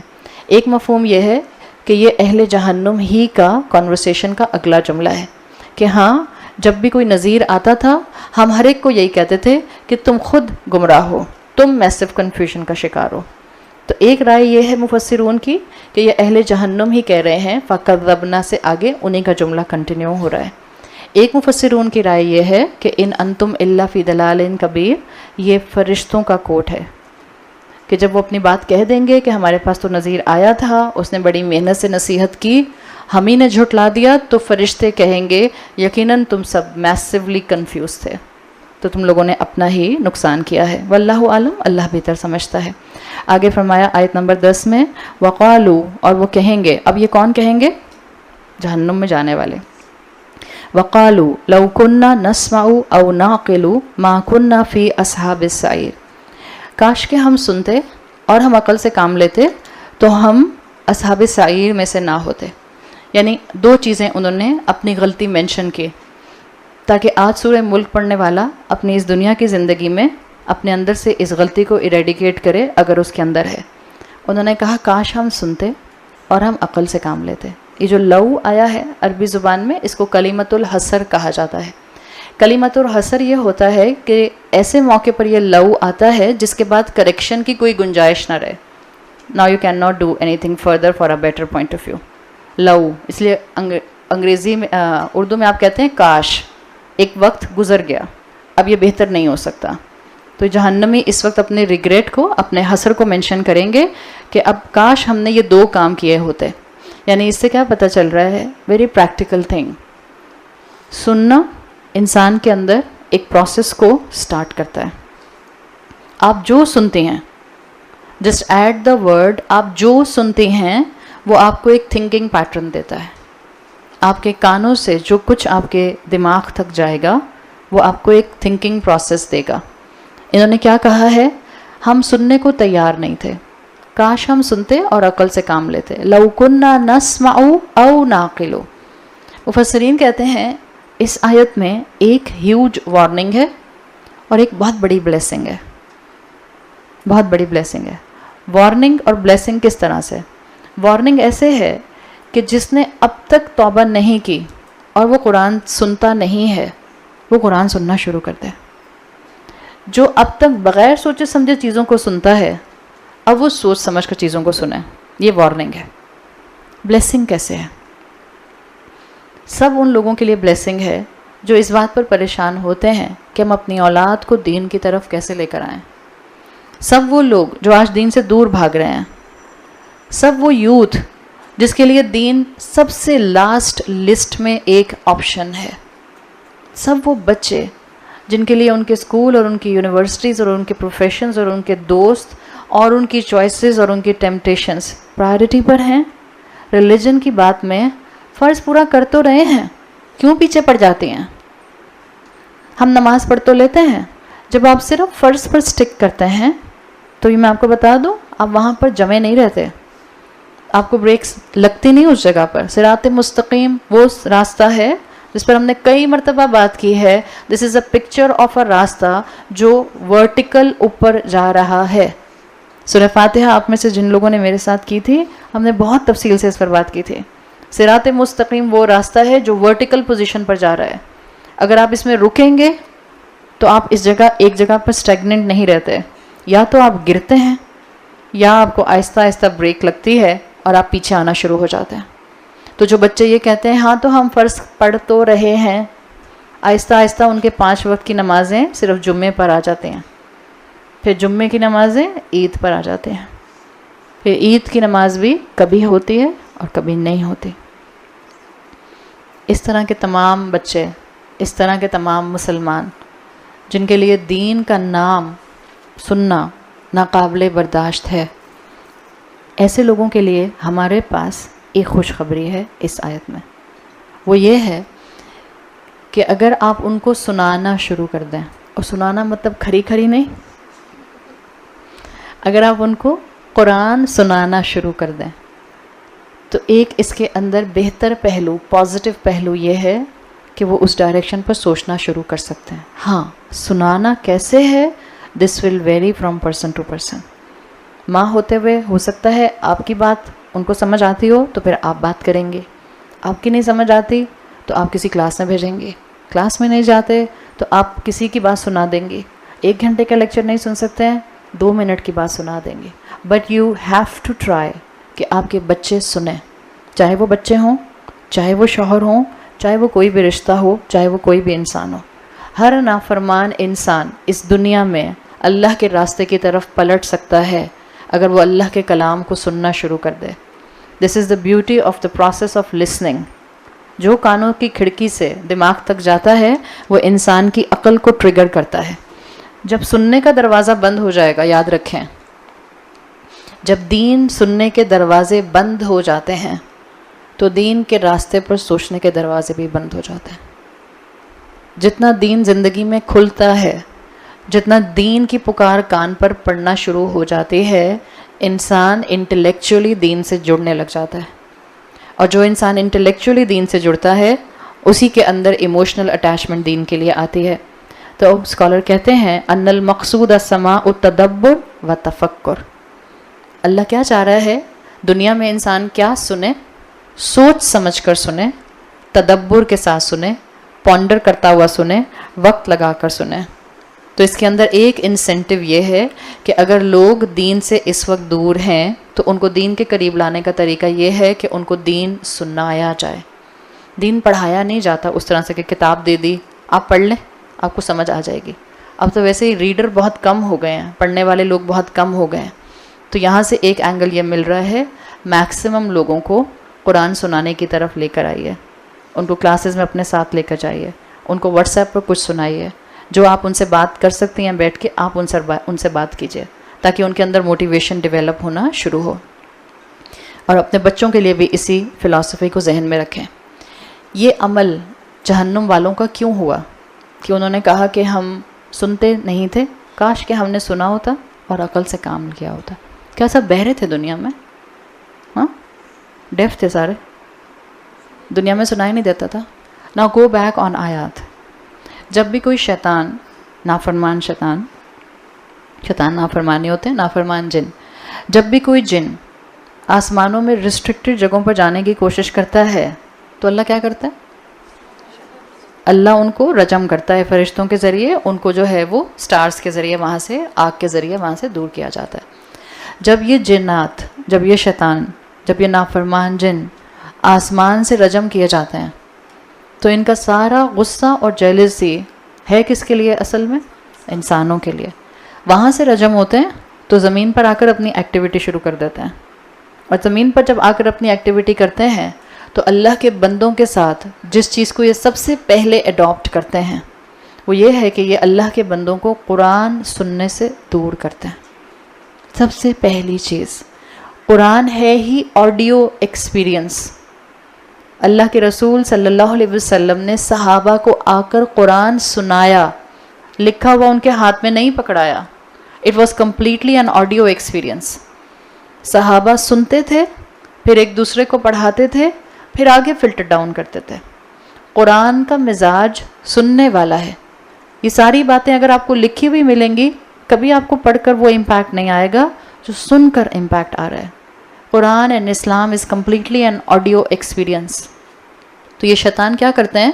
یہ سب سے پہلے اللہ کے بندوں کو اس سننے کی ایکٹیویٹی سے دور کرتے ہیں تاکہ بندہ جو ہے وہ آگے سوچ نہ سکے.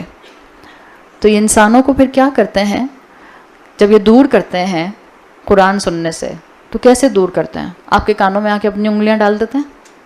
ہاں، کیا کرتے ہیں؟ Alternate listening.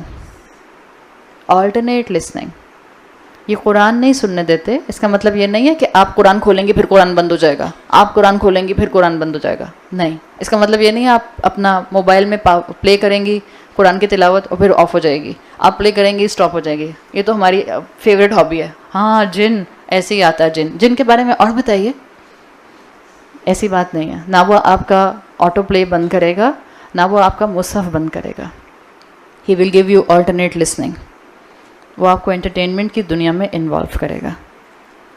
آج کی قوم کو، آج کی امت کو اور ہمیشہ سے انسانیت کو قرآن سننے سے دور کرنے کے لیے شیطانوں نے جس ایکٹیویٹی کو استعمال کیا ہے وہ ہے انٹرٹینمنٹ کی دنیا. ان کے کانوں میں وہ ڈالو جس کے بعد ان کو قرآن سننا فائدہ نہ دے. ان کو اتنا ایڈکٹیو کر دو میوزک کے ساتھ، سانگس کے ساتھ، کہ اس کے بعد ان کو لگے دس از پارٹ آف می.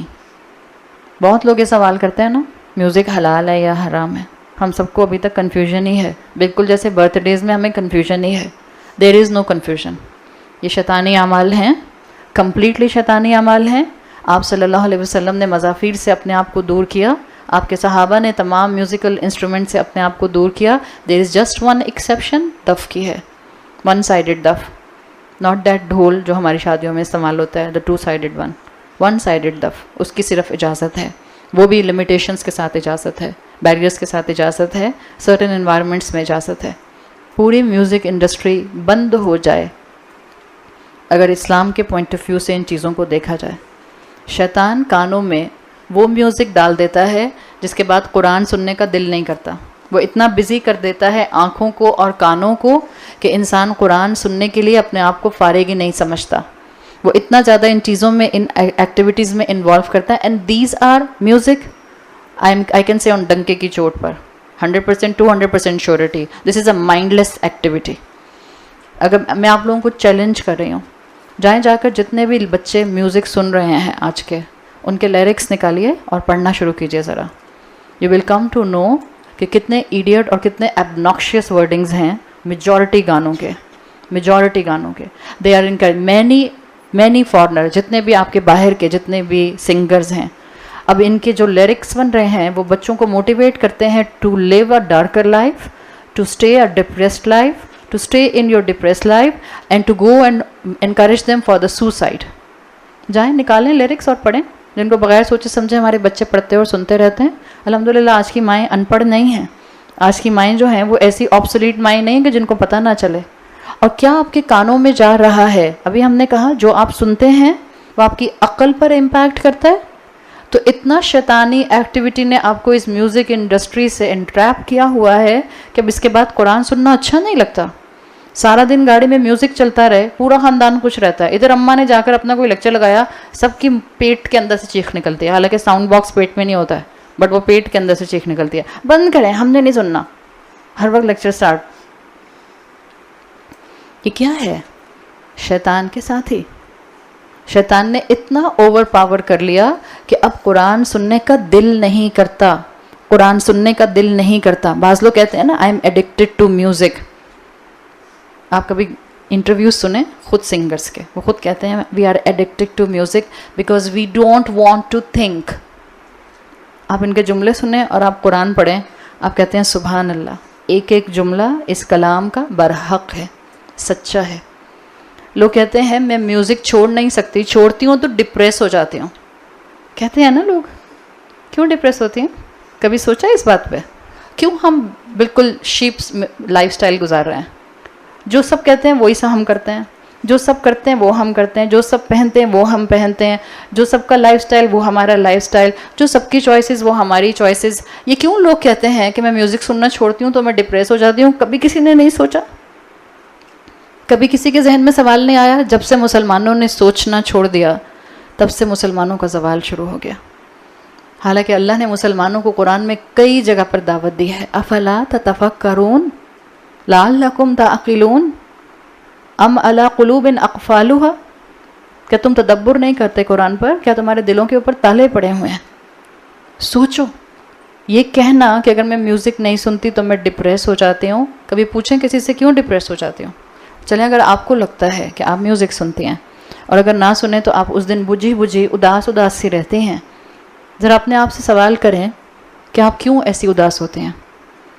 کسی سے آپ سوال کریں تو وہ کیا کہے گا؟ 90%, اور آپ کو بھی یہی جواب ملے گا کہ پھر مجھے اپنی زندگی میں جتنی بھی شارٹ کمنگز ہیں, جو محرومیاں ہیں, جو پریشانیاں ہیں, وہ سب یاد آنے لگ جاتی ہیں.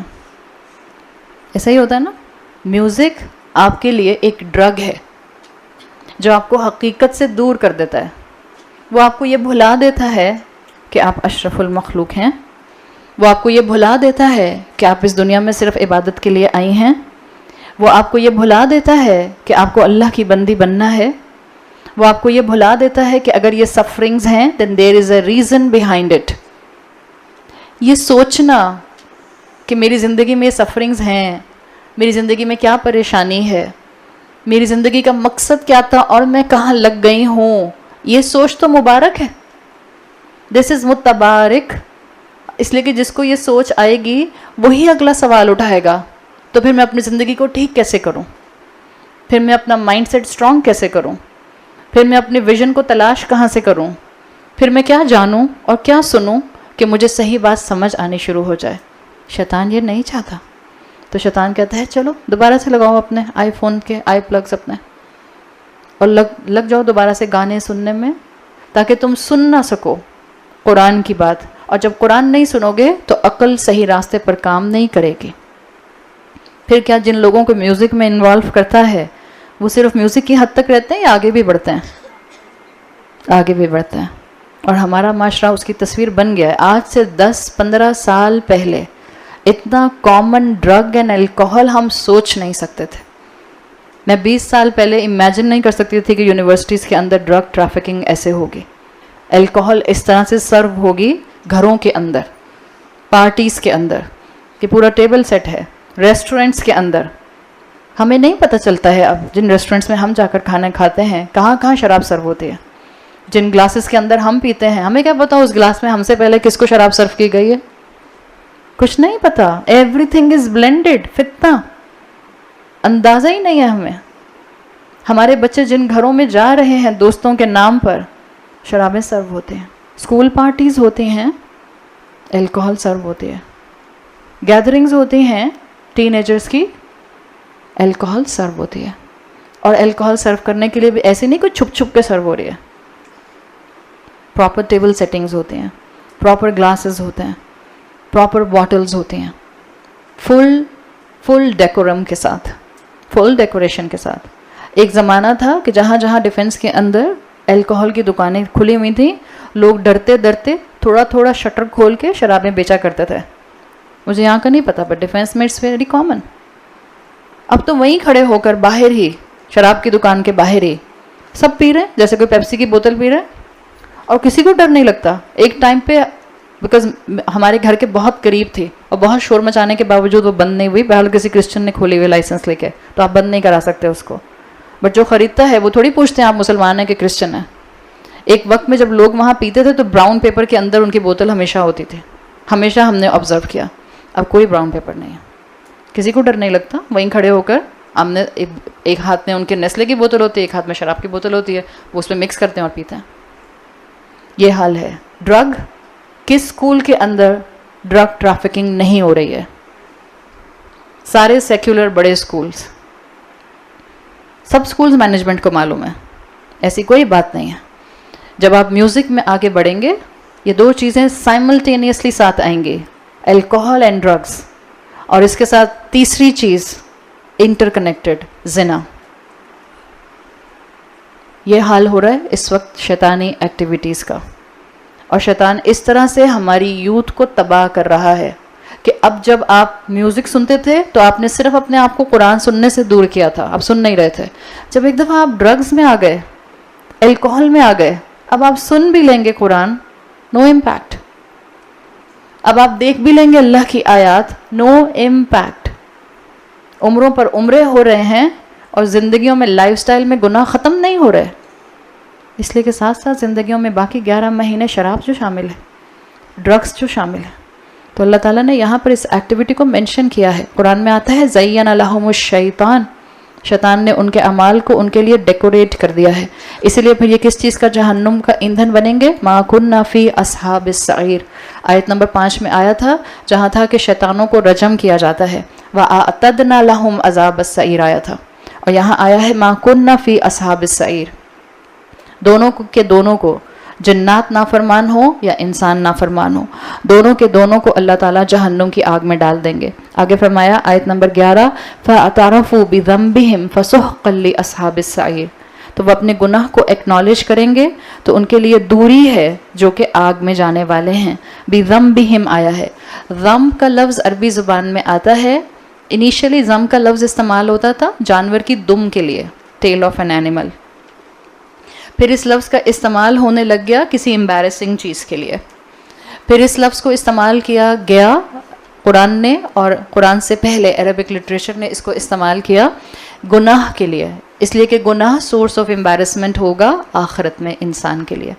گناہ کے لیے اور لفظ بھی آتے ہیں، جیسے جناحن آتا ہے، اثمن آتا ہے، ذم آتا ہے ایسا گناہ جو آپ کو ایمبیرس کر دے، بہت زیادہ آپ کو ایمبیرس کرے، چاہے وہ ایمبیرسمنٹ آپ کو دنیا میں محسوس کرنی پڑے یا وہ ایمبیرسمنٹ آپ کو آخرت میں محسوس کرنی پڑے۔ تو کہا گیا فَاعْتَرَفُوا بِذَنبِهِمْ، یہ اپنے گناہ کا اعتراف کریں گے۔ ہر جہنمی کو جہنم کے سامنے کھڑے ہو کر اپنا دنیاوی پوٹینشیل سمجھ آ جائے گا، میں تو کیپیبل تھی کہ میں جنت میں چلی جاتی، میں کیپیبل تھی میں اللہ کی رحمت کے لیے ایلیجبل ہو جاتی۔ آپ سوچیں آپ کی عمر ہے 24 سال، آپ میتھمیٹکس میں پی ایچ ڈی کر رہی ہیں، صحیح؟ چلیں 24 سے زیادہ پی ایچ ڈی کون کرے گا 24 سال میں، ایسا افلاطون۔ 26 سال، اور 26 سال میں آپ پی ایچ ڈی کر رہی ہیں میتھمیٹکس میں۔ آپ کے بچے کا پیپر ہے کلاس 3 کا میتھس کا، وہ کہتا ہے اماں مجھے سالو کر کے دکھائیں۔ پی ایچ ڈی کر رہی ہیں آپ میتھمیٹکس میں، آپ کے بچے کا پیپر ہے گریڈ 3 کا میتھمیٹکس کا، اور آپ اس کو سالو کرتی ہیں تو فیل ہو جاتی ہیں۔ ہنسی آئے گی اپنے اوپر؟ آ رہی ہے نا ہنسی؟ جہنمی بھی اپنے اوپر ایسی ہی طنزیہ ہنسی ہنسیں گے، اس لیے کہ فَاعْتَرَفُوا بِذَنبِهِمْ، اعتراف اس بات کا کہ ہم تو ایلیجبل تھے کہ ہم اپنے آپ کو جہنم سے دور رکھتے، ہمیں طاقت ملی تھی، صحت ملی تھی، عقل ملی تھی، سینسز ملے تھے، نعمتیں ملی تھیں، لیکن حال یہ ہے کہ امبیرسمنٹ کا کہ اپنے آپ کو فیل کر لیا اس جگہ پر جہاں پاس ہو سکتے تھے۔ تو جہنمی اپنی غلطیوں کو ایڈمٹ کریں گے، جہنمی اپنے پوٹینشیلز کو یاد کریں گے۔ بعض اسکالرز لکھتے ہیں جہنم کے سامنے ہر اہل جہنم کے لیے اس کے پوٹینشیل واضح ہونا شروع ہو جائیں گے جو اللہ نے اس کو دنیا میں دیا تھے، کہ مجھے اللہ نے کتنی نعمتیں دی تھیں اور میں نے کتنا وقت ضائع کیا۔ فَاعْتَرَفُوا میں جو فا آیا ہے اس کو کہتے ہیں فا اولا۔ فا اولا کیوں آتا ہے؟ فصیحتن۔ فا اولا کا مطلب کیا ہے؟ فَاعْتَرَفُوا عربی زبان میں اس فا کے لیے کہتے ہیں فا فصیحہ، جس سے ڈرائیو یہ کیا گیا ہے معنی اللہ تعالیٰ ہر انسان کو اس کے ہر گناہ کے بعد توبہ کی اپرچونٹی دیتے ہیں۔ یہ رحمان کی محبت ہے، اللہ ہر انسان کو اس کے گناہوں کے بعد اس کو توبہ کی اپرچونٹی دیتے ہیں۔ کبھی کبھی یہ توبہ کی اپرچونٹی کسی فزیکل تکلیف کی وجہ سے مل جاتی ہے۔ بعض اوقات آپ دیکھتے ہیں بہت سے لوگ کسی بیماری آنے کے بعد سے کتنی توبہ کرنا شروع کر دیتے ہیں، تو یہ اللہ کی طرف سے رحمت ہوتی ہے کہ اللہ ان کو موت سے پہلے اس بیماری کے ذریعے ان کو گناہوں سے پاک کر رہا ہوتا ہے۔ تو توبہ کی اپرچونٹی ہر ایک کو ملتی ہے، جو اس کا فائدہ نہ اٹھائے صرف اس آیت میں ان کا ذکر ہے کہ وہ جہنم کے سامنے کھڑے ہو کر اعتراف کریں گے اپنے گناہ کا۔ اور ذنب واحد آیا ہے، اس کی جمع آتی ہے ذنوب۔ اس سے کیا پتہ چل رہا ہے؟ مفسرون کہتے ہیں ایک گناہ تھا، ایک گناہ، اور اگر آیات کے کانٹیکس سے دیکھا جائے قرآن نہ سننے کا گناہ، دین پر وقت نہ لگانے کا گناہ، ایک گناہ تھا، لیکن ایک گناہ کی وجہ سے پورا لائف سٹائل ایفیکٹ ہوا، اتنا ایفیکٹ ہوا کہ شیطانی ایکٹیویٹیز میں انوالو ہو گئے، اتنا انوالو ہوئے کہ توبہ کرنے کا موقع نہ ملا، توفیق نہ ملی، اتنا انوالو ہوئے کہ جہنم کے منہ پر آ کر کھڑے ہو گئے، اور اب اعتراف کریں گے، لیکن اب اعتراف کا کوئی فائدہ نہیں ہوگا، بالکل جیسے فرعون کو اپنی موت سامنے دیکھ کر، جبرائیل علیہ السلام کو سامنے دیکھ کر توبہ کی توفیق ملی تھی۔ حدیث میں آتا ہے جبرائیل علیہ السلام نے اس کے اس جملے پر جس کو قرآن نے مینشن کیا ہے سورہ یونس میں، اس کے اوپر کیچڑ اٹھا کر اس کے منہ پر ماری تھی۔ سورہ یونس کی آیت نمبر 90 میں آتا ہے حتی اذا ادرکہ الغرق، جب فرعون کو پتہ چل گیا کہ اب تو موت سامنے ہے، غرق ہی ہونا ہے، سمندر مل رہا ہے، قال بولا آمنت انہ لا الہ الا الذی آمنت بہ بنو اسرائیل، میں بنی اسرائیل کے الہ پر ایمان لے آیا۔ اللہ نہیں کہہ سکا لا الہ الا الذی، جس نے والنٹیریلی پوری زندگی اللہ کا کلمہ بلند نہیں کیا، اللہ کے کلمے کے تقاضے بلند نہیں کیے، موت کے وقت اس کی زبان پر اللہ کا لفظ نہیں آ سکتا۔ اس کی توبہ تو اس وقت بھی قبول نہیں ہونی تھی، لیکن علماء کہتے ہیں اس موقع پر بھی اس کو اللہ بولنے کی توفیق نہیں ملی.